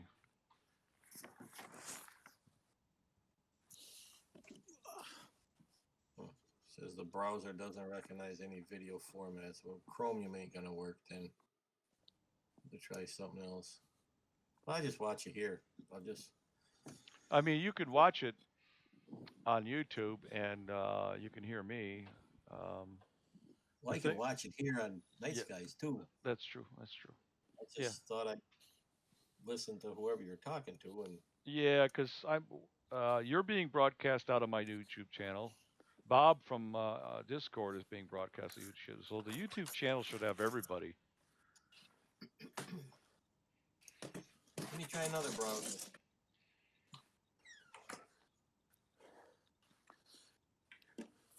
I mean, it'll work on Edge. It'll work on Chrome, not Chromium necessarily, but Chrome. It's either that or your audio settings for YouTube aren't set up. I don't know. It's the only guess I could give you. Let's see what happens here. Boy, it's getting pretty. I'm still grabbing images, but they're basically just the core and a slight amount of coma around it. Yeah, Doug. I just went outside and shut down. So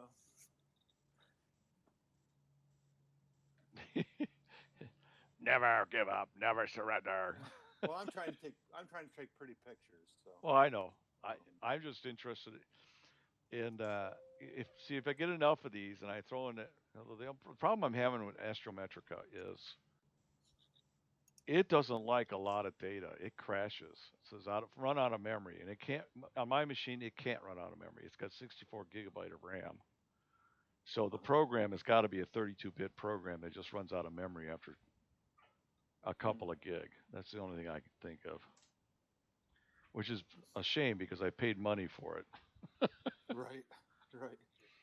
But these images are huge. I might have to cut them down to something really small, just a region of interest to run it through that software. Uh-huh. Because right now I can't put more than 4 or 5 frames in there and have it do an analysis on it. If I go about 10 frames, it says it's ran out of memory. It won't even finish the operation. Mm-hmm. And these are 16 megapixel images.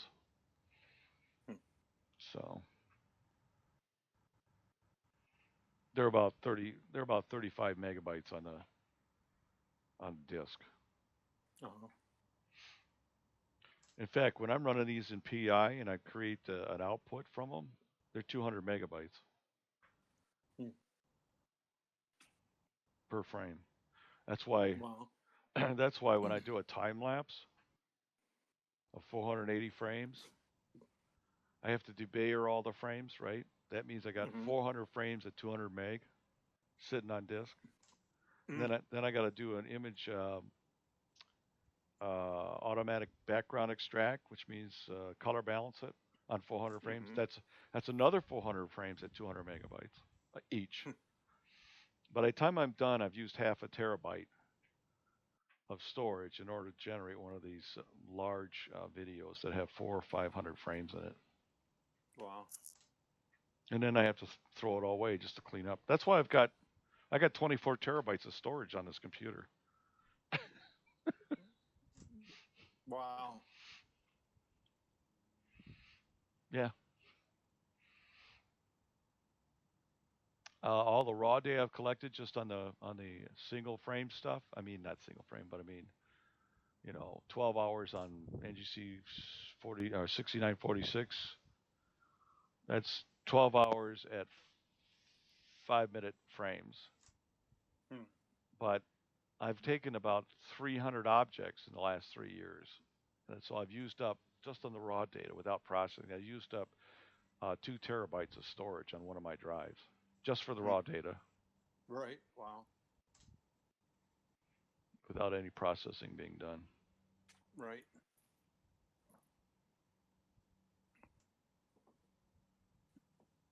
Actually, it might be more than that now that I think about it. I'll have to go back. I can check it right now. I think it's 2 terabytes. I just have to do a properties on this one directory. 1.93 terabytes. Yep. 2 terabytes.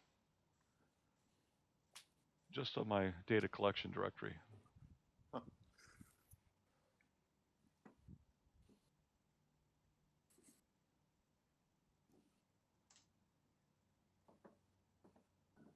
Yeah, Carl, that's what I could. Only thing I could do is 5 frames. If I go any more than that, it tells me it's out of memory. Of course, my frames are, like I said, they're 30 megabytes in size.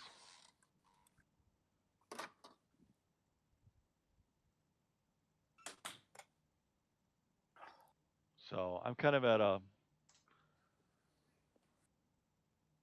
Carl's on the YouTube channel. He typed in the text there, so I see. I'm kind of at a quandary what to do specifically to get any further with Astrometrica.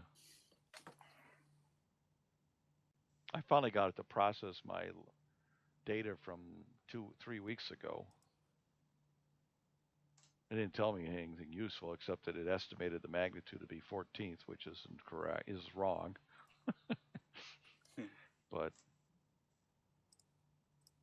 I mean, the comet's magnitude is about 10, 9.5, 10 right now, according to all the resources that I've checked. But it told me my comet core was 14th magnitude.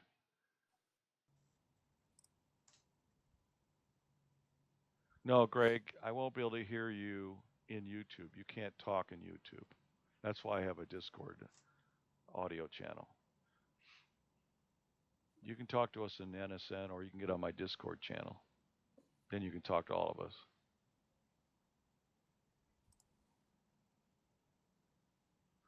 Yeah, that's all I'm interested in doing, Carl. Maybe 5's good enough. Maybe I can get by with that. I'm just at the beginning of the learning curve with Astrometrica. It took me. I won't even tell you how long it took me to figure out why it wouldn't solve anything. I found out one of the servers, the Cambridge server, wasn't up and running, so it couldn't pull down the UCAC4 database. It just kept failing, and it didn't tell me why. So I switched over to the French one, and that's when I finally got it to work. So it did some analysis and gave me some data, but I haven't been able to verify my technique as far as collecting data, whether it's it doesn't have the right, maybe the star references they're using are too saturated for it to give a valid magnitudes on the core. I don't know yet, but that's part of the learning curve. Like I said, I'm retired. I can dink around on it. I mean, I spent a couple hours on it a week or two ago before Christmas to figure out how to get it to work at least.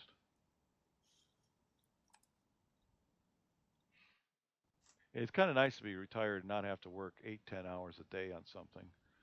I can just work on something for an hour if I want.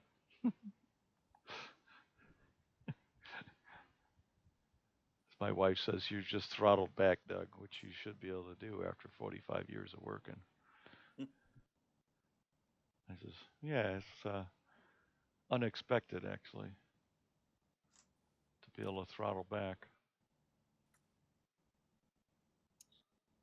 Nice though, isn't Well, it? Doug, I'm gonna sign off. Go eat something. So. Okay. See you later. Have a good one. Yep. Hopefully it won't be too long till we get another clear night. All right, Bob. Take care. You too. Bye. Is that you, Greg, or Dave? That was me. I said nice though, isn't it? Yeah. Very nice.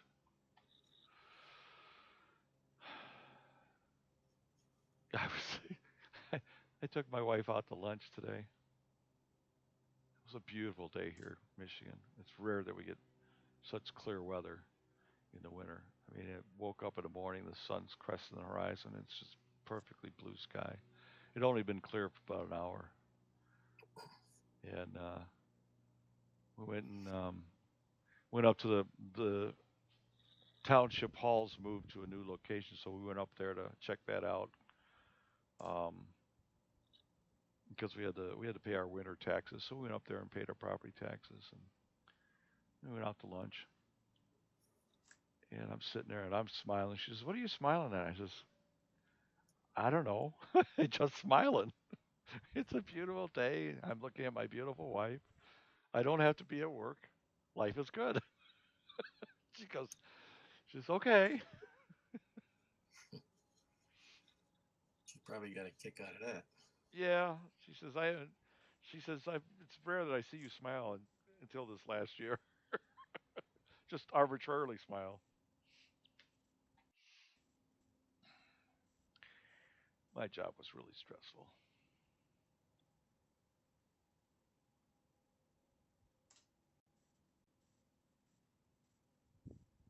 I enjoyed working at the company for all those years, but this is nice now. I have to admit.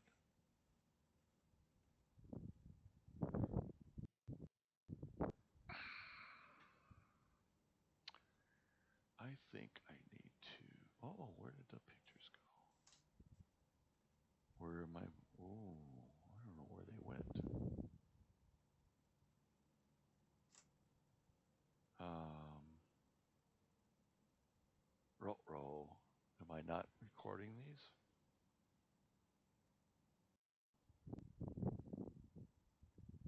I don't see them anywhere.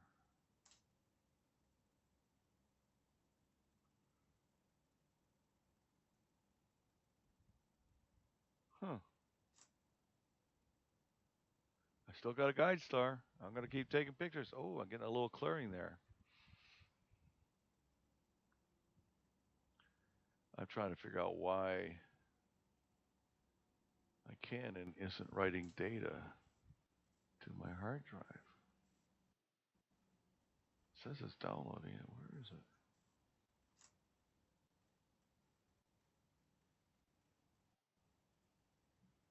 I'm a bit confused here. Maybe it's just downloading it to the preview screen here. No, I've had this set up to record the data forever.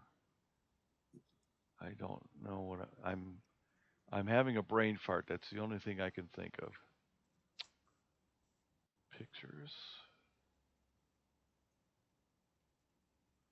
Backyard. It should be right here. What the hell? Oh, there we go. All files. Thank you. Yep. I had a filter on that I didn't realize. There we go. I forgot it wasn't taking JPEGs. I'll have to pull those in. Yeah. All right.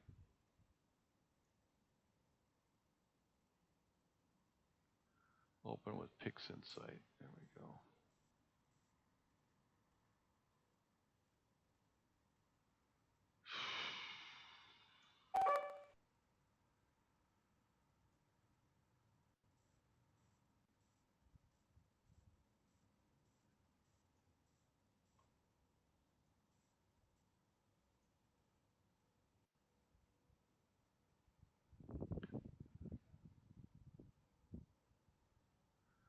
Stretch that a little bit. All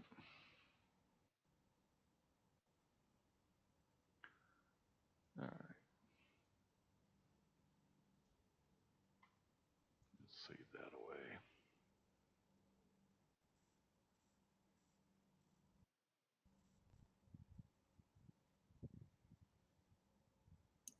Well, Doug, I got to take off again. So, Okay, sir. Take care. all right. See you. See you next time.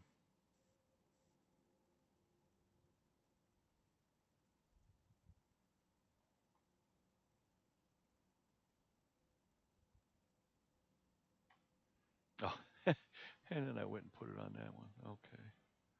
Let's cut that out of there. Let's put it over here. Paste. All right. Oops. Yeah, that's good enough.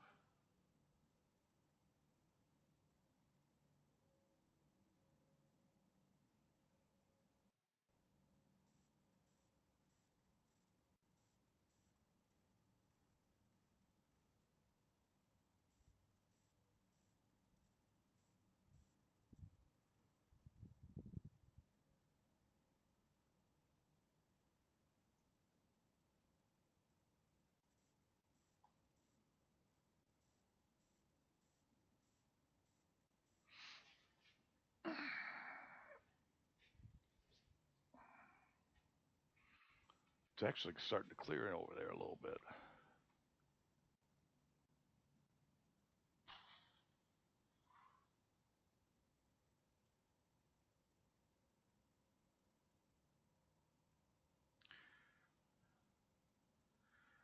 Yeah, well, as long as yeah, I would have stopped a long time ago if I had if I was going after a galaxy because the sky would have been brighter than all the the extended part of the object. I'm just with the this is the reason I'm going after comets tonight. I knew this crap was going to be rolling in. And I figure as long as I can get positional data, that would be okay. And um, you know, it's transparent enough that I can still see guide stars and still see the object. So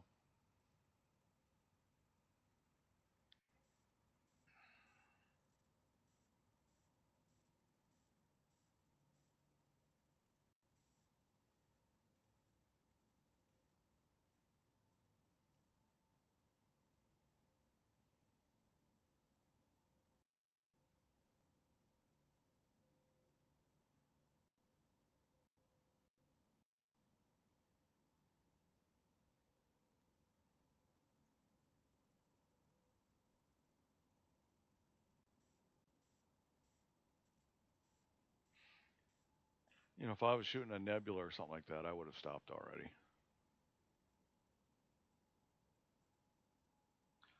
I just want to get some good data.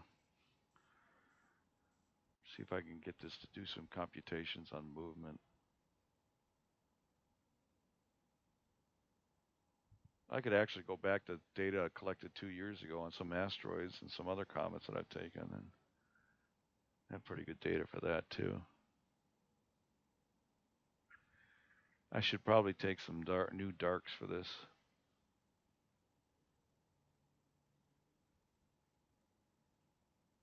It's actually moved quite a bit.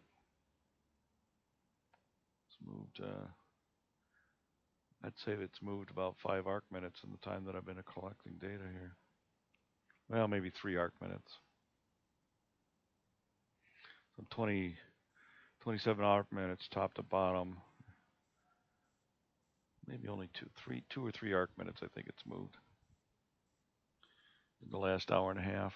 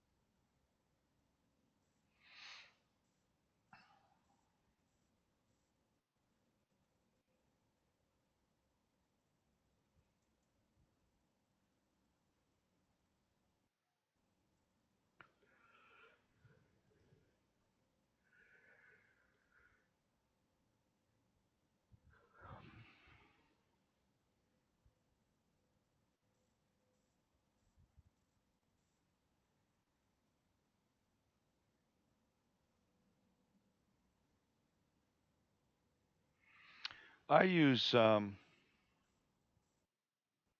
this is C 2017 T2. It's up there in the left-hand corner. I use Vegas Movie Studio. put my videos together. I use PixInsight to pre-process the data and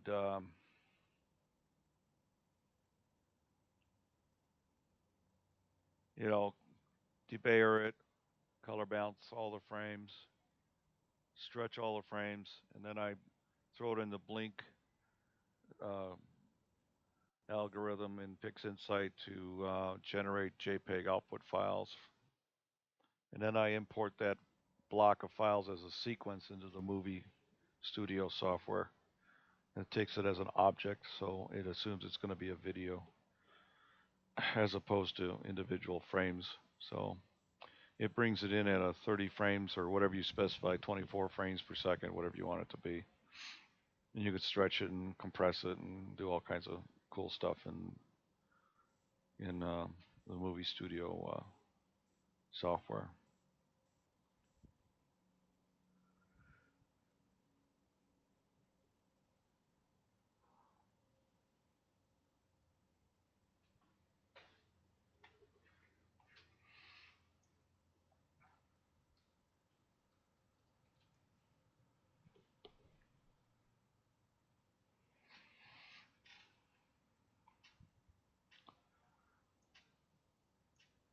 That was a question that was in the YouTube channel that I just answered.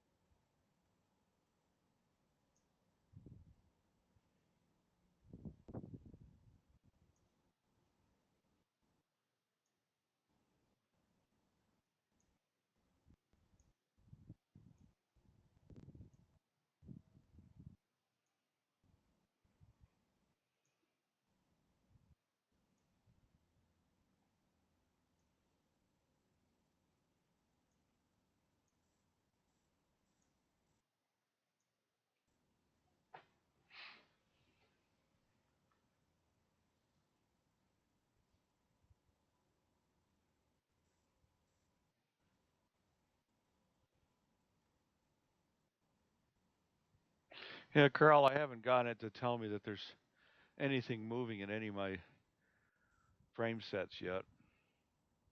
I haven't gotten that far. So the tool hasn't been very useful to me at all yet.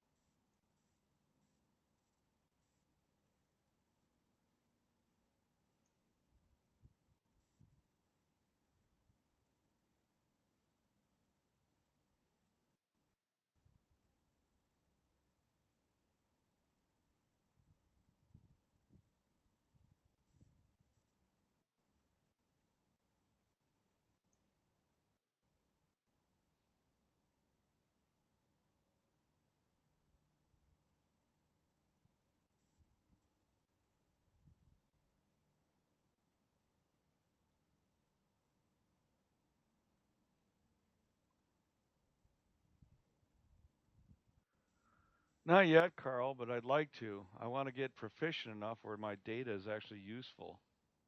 And if my techniques are useful before I even send anything to them. I'm doing some self um, verification by looking at the data that Astrometrica is telling me and comparing it to, what's being reported in the MPC. And if it doesn't jive at all, then I know I'm doing it wrong. So I need more practice before I'm willing to stick my neck out and send data to MPC.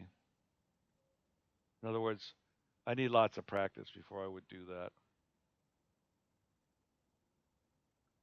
That was the whole point of trying to get Astrometrica to work, is A, to figure out how it works, and B, see if I'm using it correctly and producing any data that's worthwhile. At this point, I'm not convinced.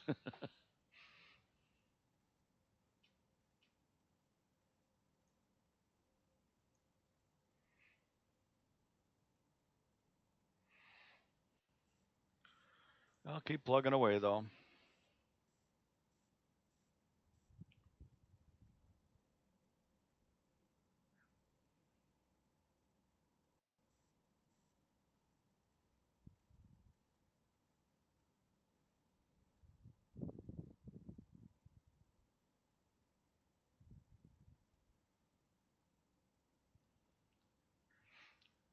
Yep, I figured it would.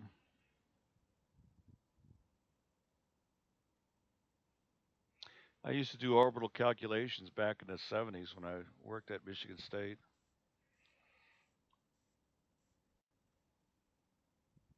And photometric reduction and some spectroscopy.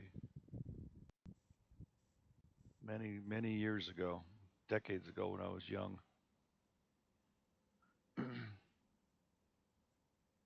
Now I got my own tiny little observatory, a little 10-inch.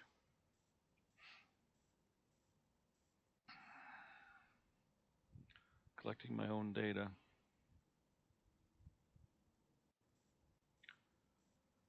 I tell you what, if I had this set up out in New Mexico or Arizona, I'd be collecting data every clear night. Because I've basically been collecting data every clear night here in Michigan, which is not very many.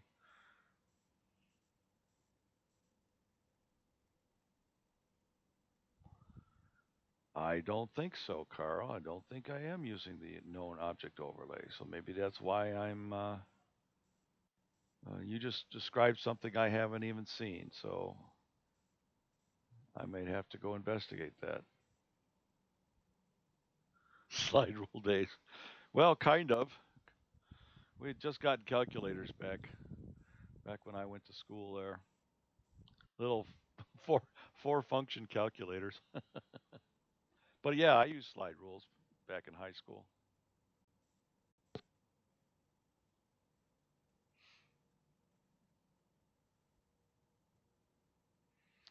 The known object overlay. Obviously, there's something more I need to read.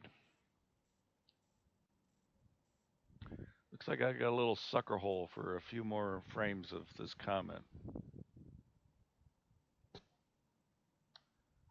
Oh, this thing stopped taking pictures. I gotta start capturing again. Forgot to do so.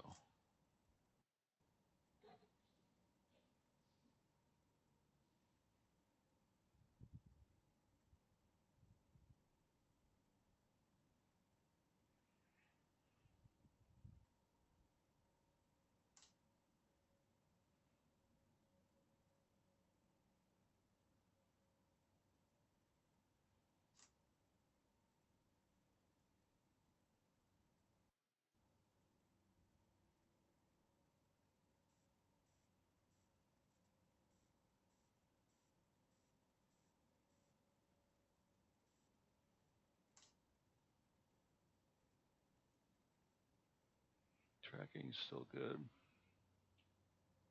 It's still tracking.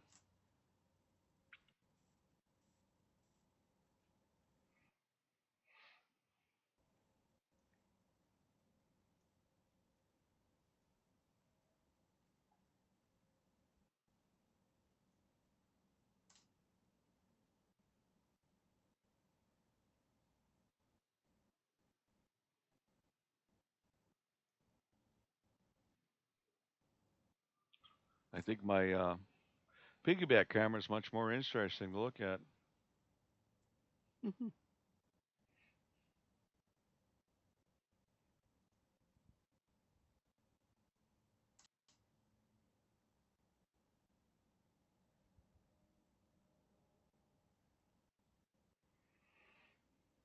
Yeah, it has.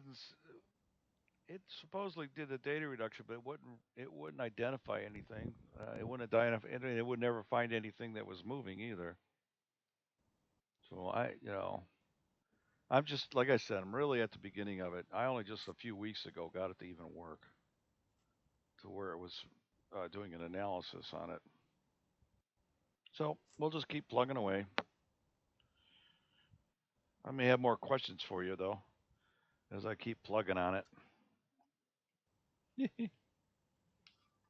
G'day, Doug. Hey, how you doing, Mark? Just just to let you know, mate, you got a black screen. I'd say your tools dropped. I just refreshed it. Dang, what's a going on? I've been finding that I have to quite often restart the tool, Yep, close it, go yep, to your yep. account management. Yep, I know. I've had restarted about 8 times in the last hour. Yeah, I I'm do 15, 20 a night. Yeah. Yeah, I'm almost ready to give up on it. Should be on If you now. haven't got if you haven't got another screen open to see, you don't know half the time. Right. Well, I could see it's on my channel, but apparently it doesn't go. It didn't go black for me. I don't know why, but it did disappear off the main. So that means it stopped. And I had just refreshed like 5 minutes ago. Yep. This tool is not very robust. No, it's slowly getting worse and worse, I think.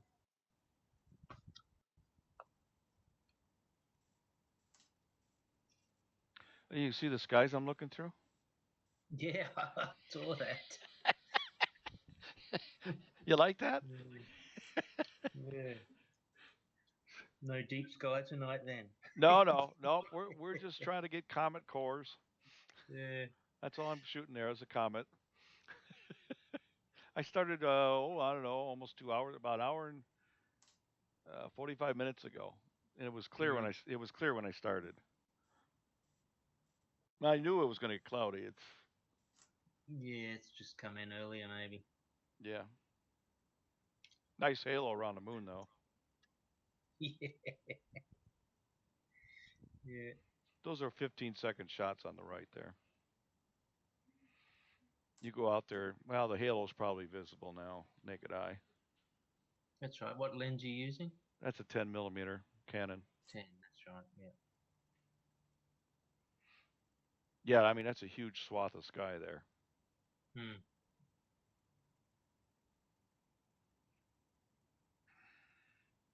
I mean, there's Auriga and there's Cassiopeia. I can just make out a couple of constellations. And the moon is right in the middle of Taurus, I think. Yeah, she's getting pretty full now too, isn't it?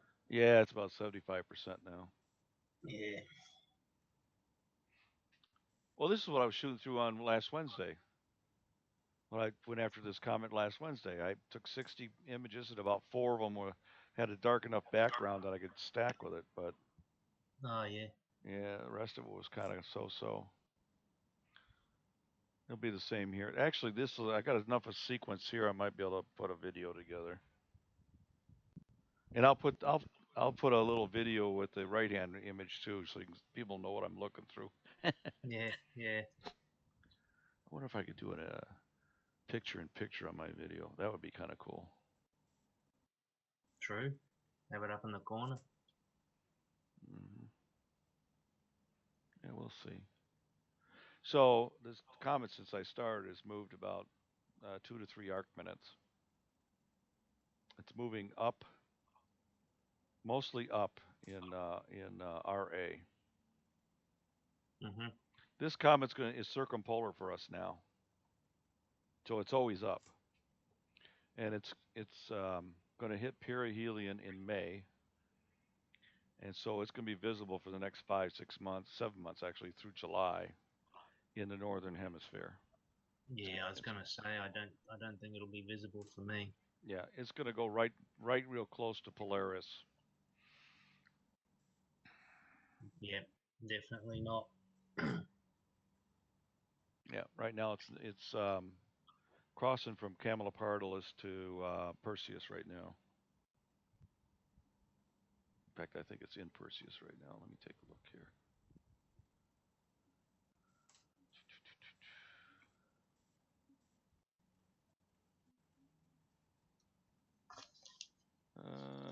No, it's actually coming out of Perseus, heading into Camelopardalis.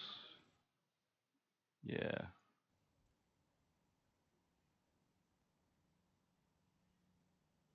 Another comet right over here. I bet you this one's way dimmer. Anyhow.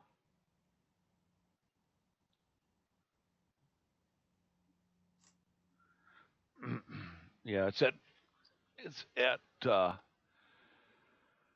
plus 56 deck. So yeah, it's totally out of your field of view. Yeah. But you usually get all the fun stuff, fun ones down there in New I haven't Zealand. actually, yeah, I haven't actually looked to see if there's any comets in the near future or. Well, we can check that out. The problem is my reference is going to show me what's up here because of my location. And the wind, I can hear the wind coming up now too. Let me see here. Pull up my comment list. I've had wind for about a week now.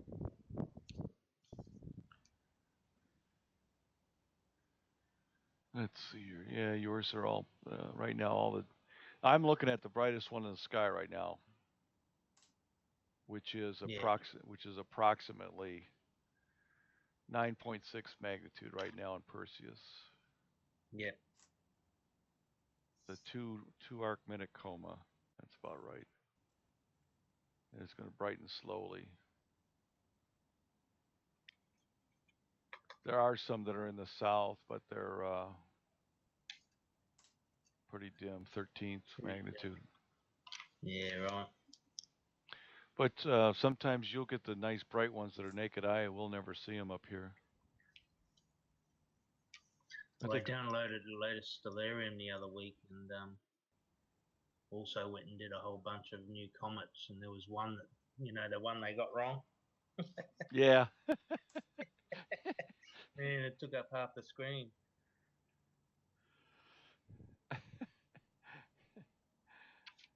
But you said it was like 18, no, minus fourth magnitude or minus 2 magnitude?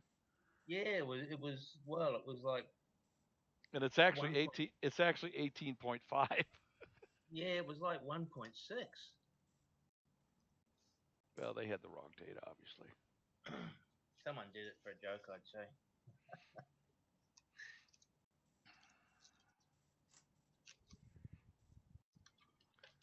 Yeah, I had to go and delete it. It was just taking up too much room. Which was? The comet. Had to go and delete it out of the list so it wouldn't show. Oh, they made it look huge in the sky? Massive, like take up half your screen. Yeah, okay.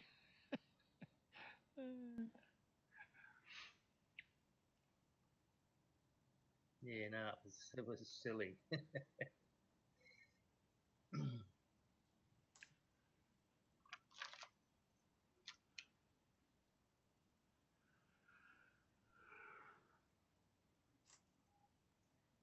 Oh man.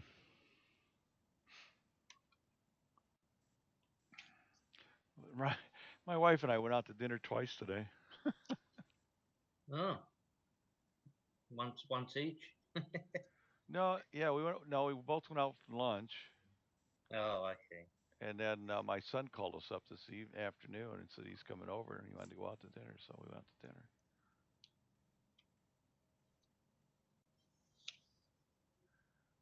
Carl, I'm sorry, Carl, I'm just getting back to your text here.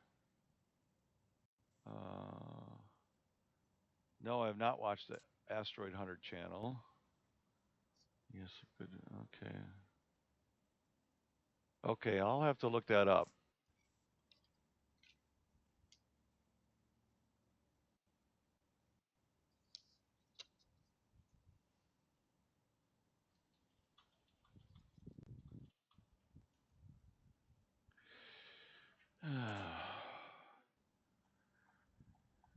I'll have to apologize, Mark. I'm on both YouTube and NSN. And Yeah, no, I gathered that, mate. No worries.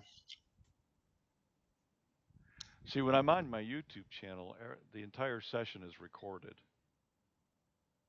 so I can go back to it, or anybody can watch it. I've got, Yeah. I think I've got 50 or 60, I don't know how many live broadcasts that I've recorded on YouTube, so people can, if they really are bored and they want to have something to put them to sleep, they can watch one of my 5-hour sessions. Yeah. It's like watching grass grow. Yeah.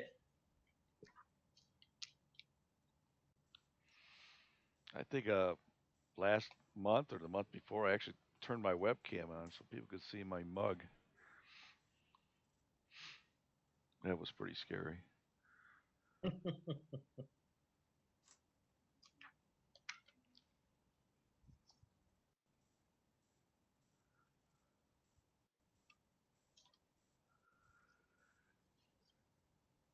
Yeah, it doesn't look like I'm expecting any skies for the next week or so by the looks.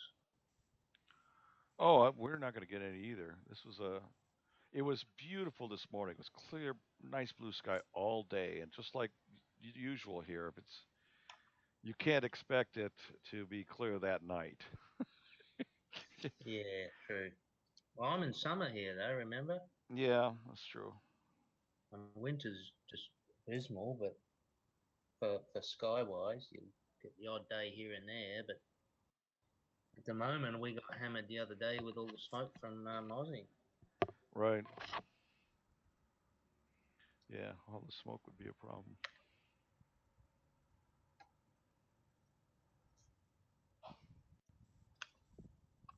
Just get the wind in the right direction, and Well, we had the similar problems with our fires in Canada this last spring and summer. mhm. We had massive fires in Canada, the airflow out of the northwest coming across the covered us on many a night when it was quote Yeah, clear, yeah, but we couldn't see anything. yeah. So I understand. Mind you, they're up to about 6 million hectares at the moment. Yeah, I heard there's 500 million animals have been killed. Well, that's their estimate. Yeah, Yeah, estimate of 500 million. yeah, Obviously, it's not. They haven't counted them, but I mean, the point is, it's on a scale that's pretty massive. yeah, for sure.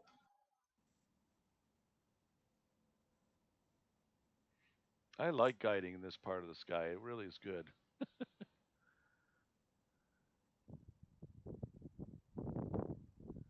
It's less than a half an arc second error.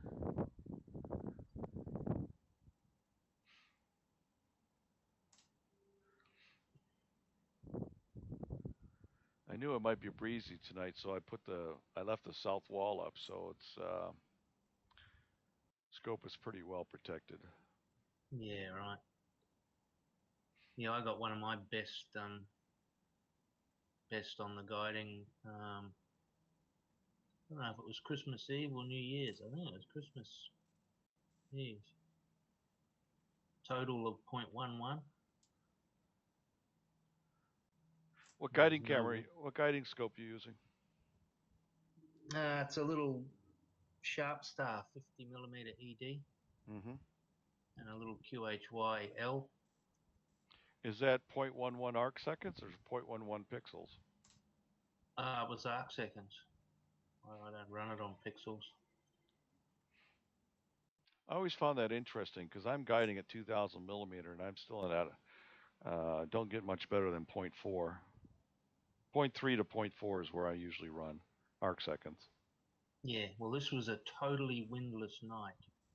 Mm. I mean, normally I'm buffered a little bit by the breeze, with that. I got the 10-inch, the 6-inch, and the little 65 all up on top of the CEM 60, and it's up above the roof when the Right. roof rolls out with half the wall. Right. So it's exposed. Yeah, I'm just wondering if there was, I've always been okay with if I have better than arc sec. I've always thought my guiding was limited by my seeing because we don't typically have anything better than 1.5 arc seconds seeing here on No. on average. I mean, yeah, once in a while we'll get sub-arc second seeing, but that's very rare. So if I'm getting, like my RA is 0.43 right now, arc seconds, and I think that's excellent because Yeah. it's below my seeing. But Yeah. I hear people get 0.1, 0.11. I'm wondering, well, you must have great seeing then.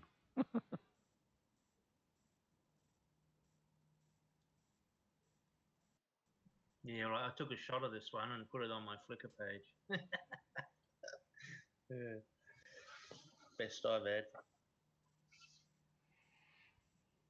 Well, your seeing still can't be better than half an arc second, though, is it? No, I usually, I mean, I use that Medio Blue to sort of give me an idea. And it's usually, yeah, it's always over one. Yeah, okay. I mean, as long as your guiding's better than your seeing conditions, you're fine. Mm.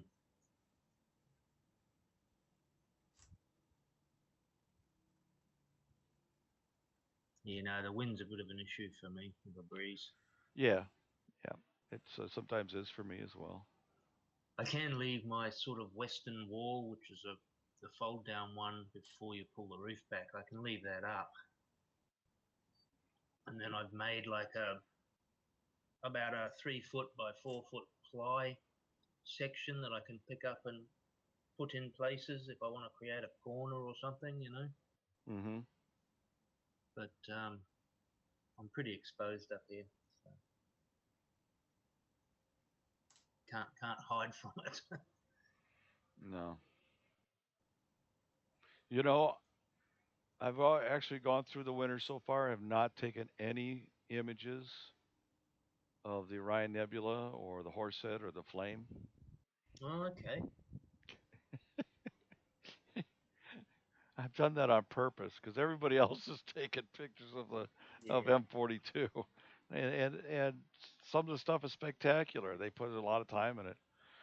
It's just I took some of M42 2 years ago, and I haven't bothered taking any more. Yeah. I like going after galaxies.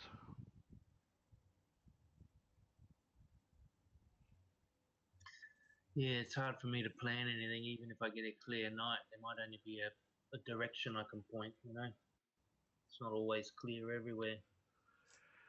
Yeah.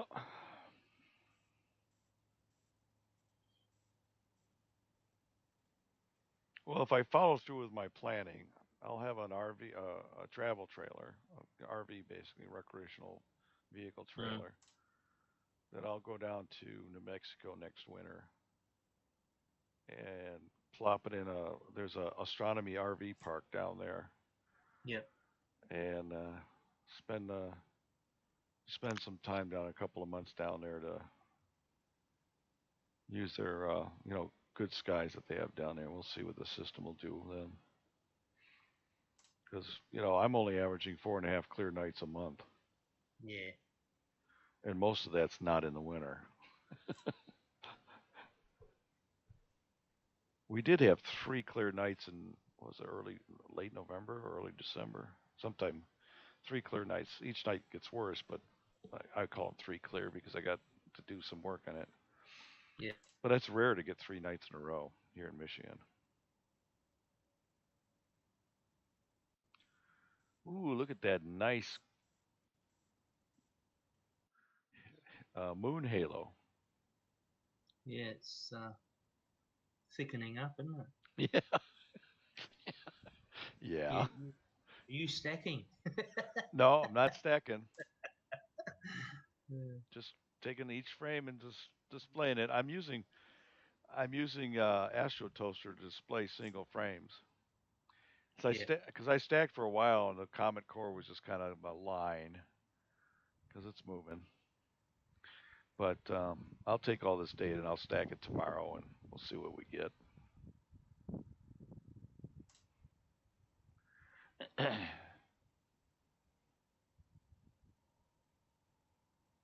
It'll be interesting what the actually I wonder if they'll tell me what it. Yeah, actually it thinks all this data is pretty good.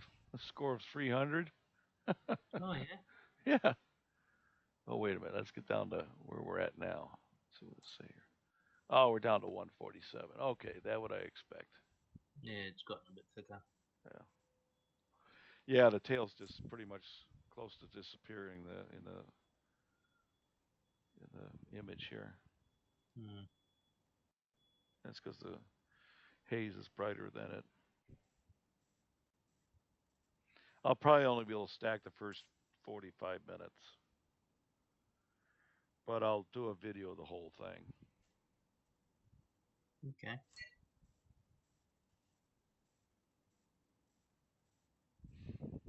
I'll take one frame, a single frame. I'll work on that, process it up, and then I'll stack probably 45 minutes worth, and then I'll make a video of 2 hours worth. I got 2 hours of data now, so. Yeah, sounds good.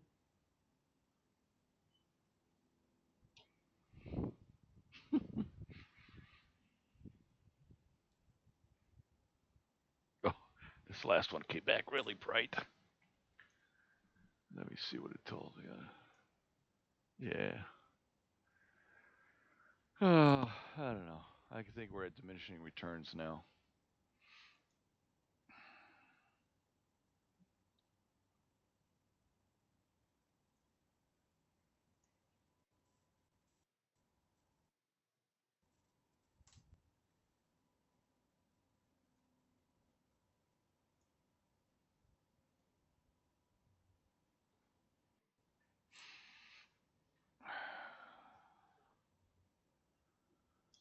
All right, Doug. Well, look, I've got to shoot off, mate, and do a few things. It's middle of the afternoon here. Okay. Take care, Mark.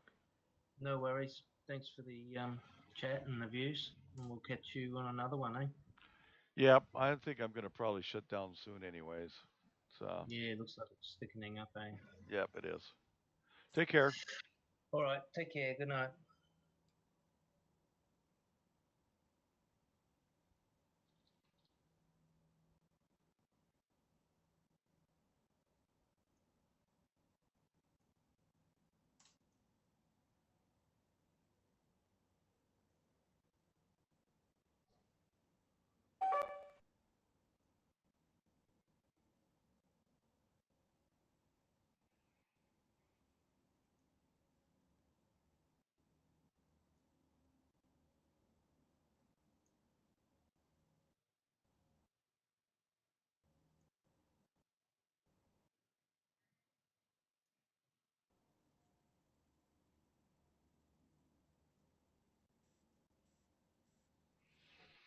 Yeah, I'm going to shut down the broadcast here. I'm going to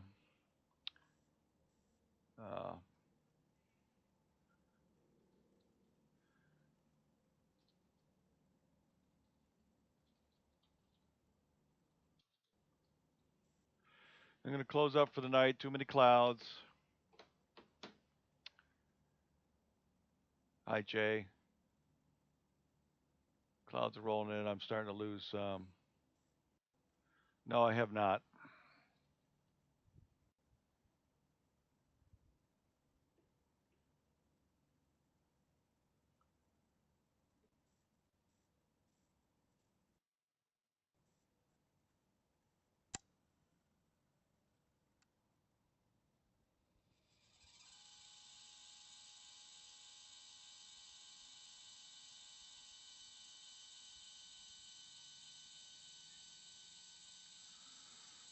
You know, I've never had problems with SGP. So.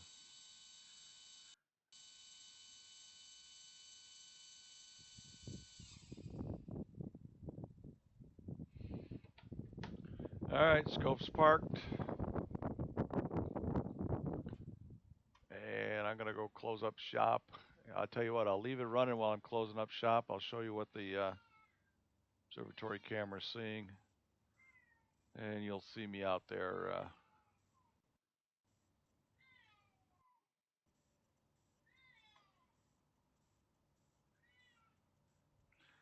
So you'll be able to see me close up.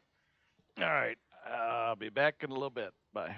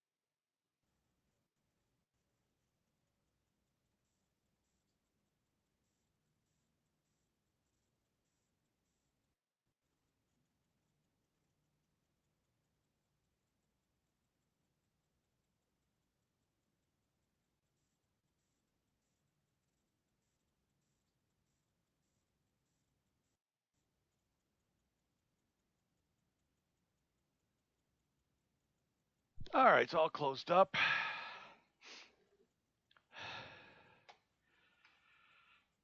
I brought the laptop in. I'll transfer my data.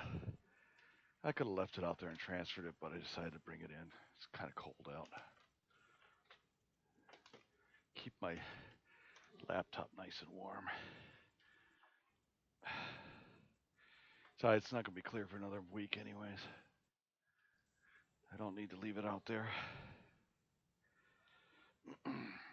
It is one of the nice things about having a portable computer is I can take it up north with me for my time lapse.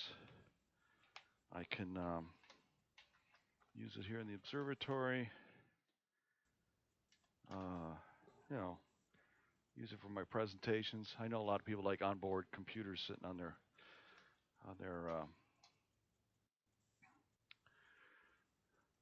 telescope. And that's fine, but I prefer a laptop. I can do my processing on it if I want even. So there's a scope parked away. I just put all the caps on, power down, everything. You probably saw that. And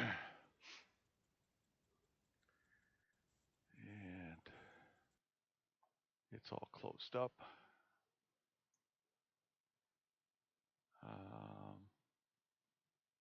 I forgot to disconnect everything, but that's okay.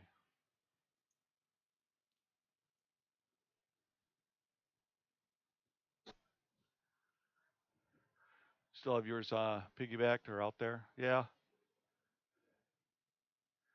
Well,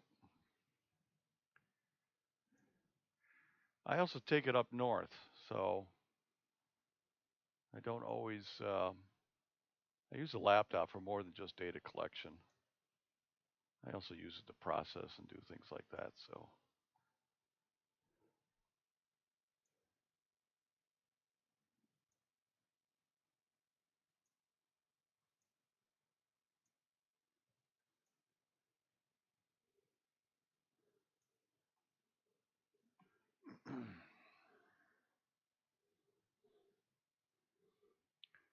Let me see here. I'm going to transfer some data in, and I'm going to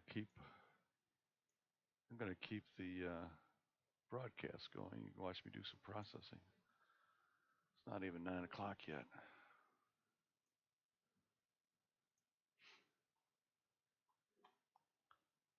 So first thing I got to do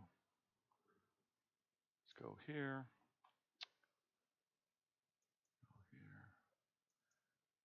I'm going to bring in my. Yeah, see, I got a lot of. I recorded the moon early on, so I need to capture that. So I'll take that. And I need to go to. Where was I putting it? I was putting that on F, wasn't I? Yeah. Here we go.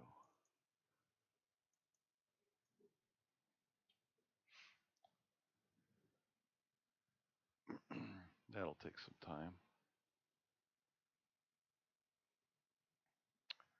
While that's running, let me go back here to the observatory and go to here. I need to copy this stuff.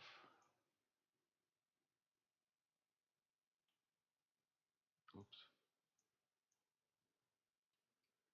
And then cut. And I need to go to here. I need to put a new folder in here. 2019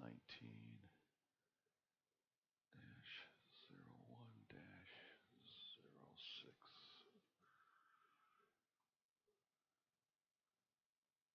And we need to paste those here.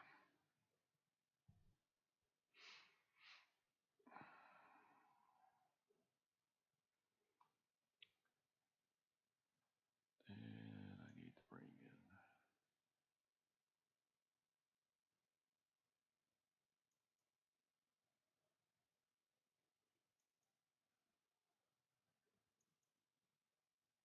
this guy right here. Copy.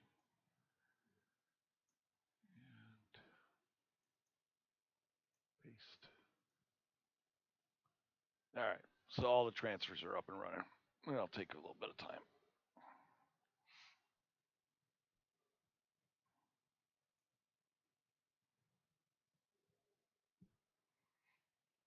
The laptop's sitting here right next to me. It's on what 10 feet from the wireless router, so it's splitting the load. It'll copy everything across. Let that run. I'm gonna minimize the observatory. So I'm back up on the main computer here.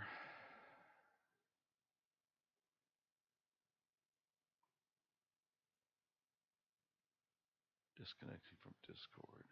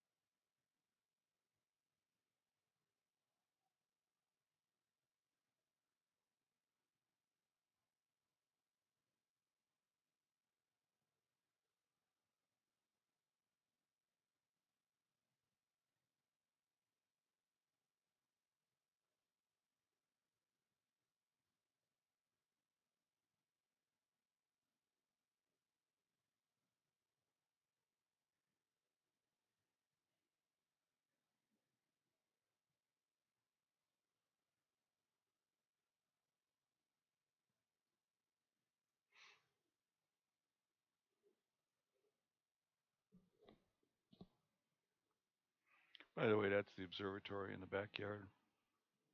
That's what that picture is. Looking out from my patio.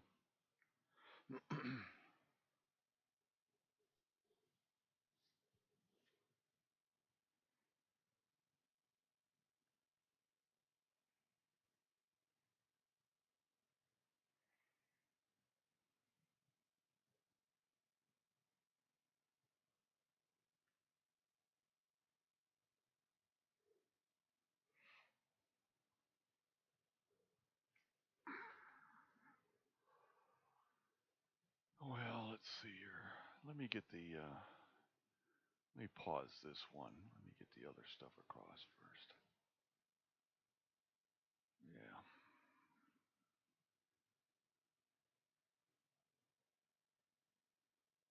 That way I can start working on it. Actually, let me pause both of those. I'm really mostly interested in the 10-inch images. The other ones I can work on later.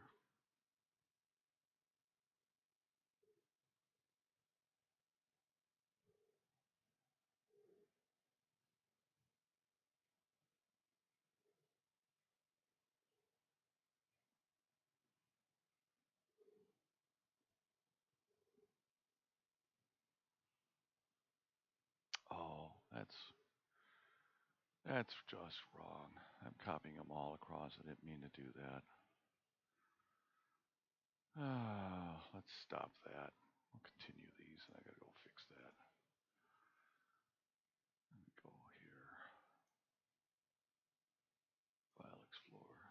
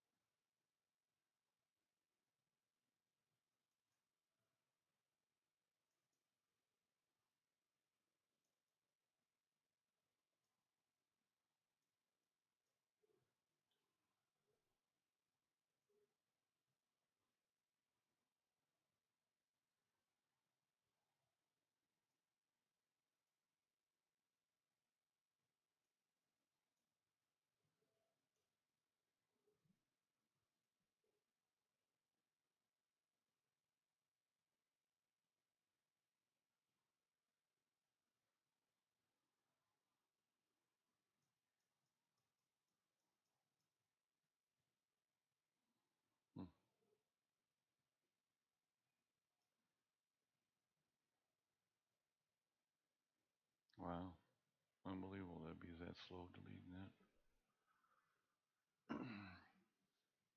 Let's cancel that.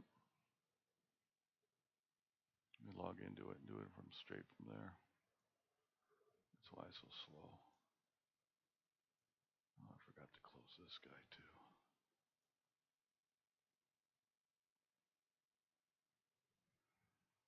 All right.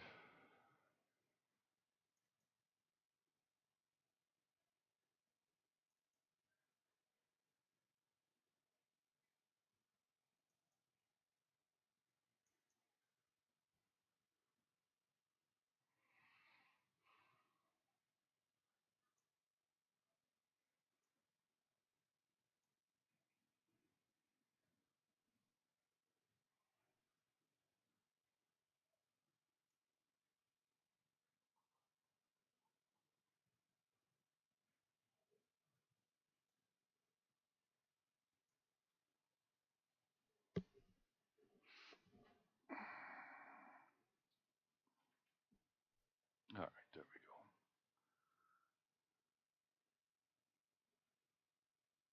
Okay, so we have all those. 126 of them? Is that right? I didn't think I'd taken that. Well, maybe I had. Yeah, I had. Okay. Okay, so now we can come back here.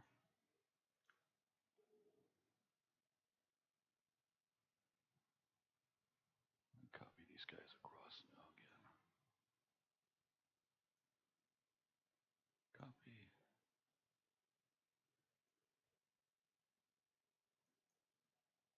Paste.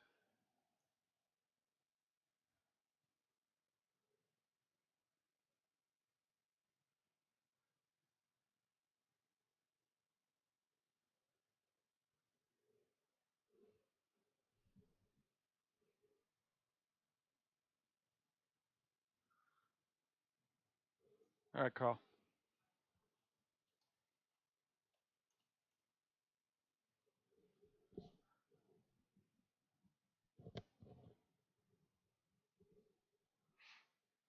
Yeah, I'm going to close up shop. Okay, I'm going to end the broadcast. Talk to you guys soon.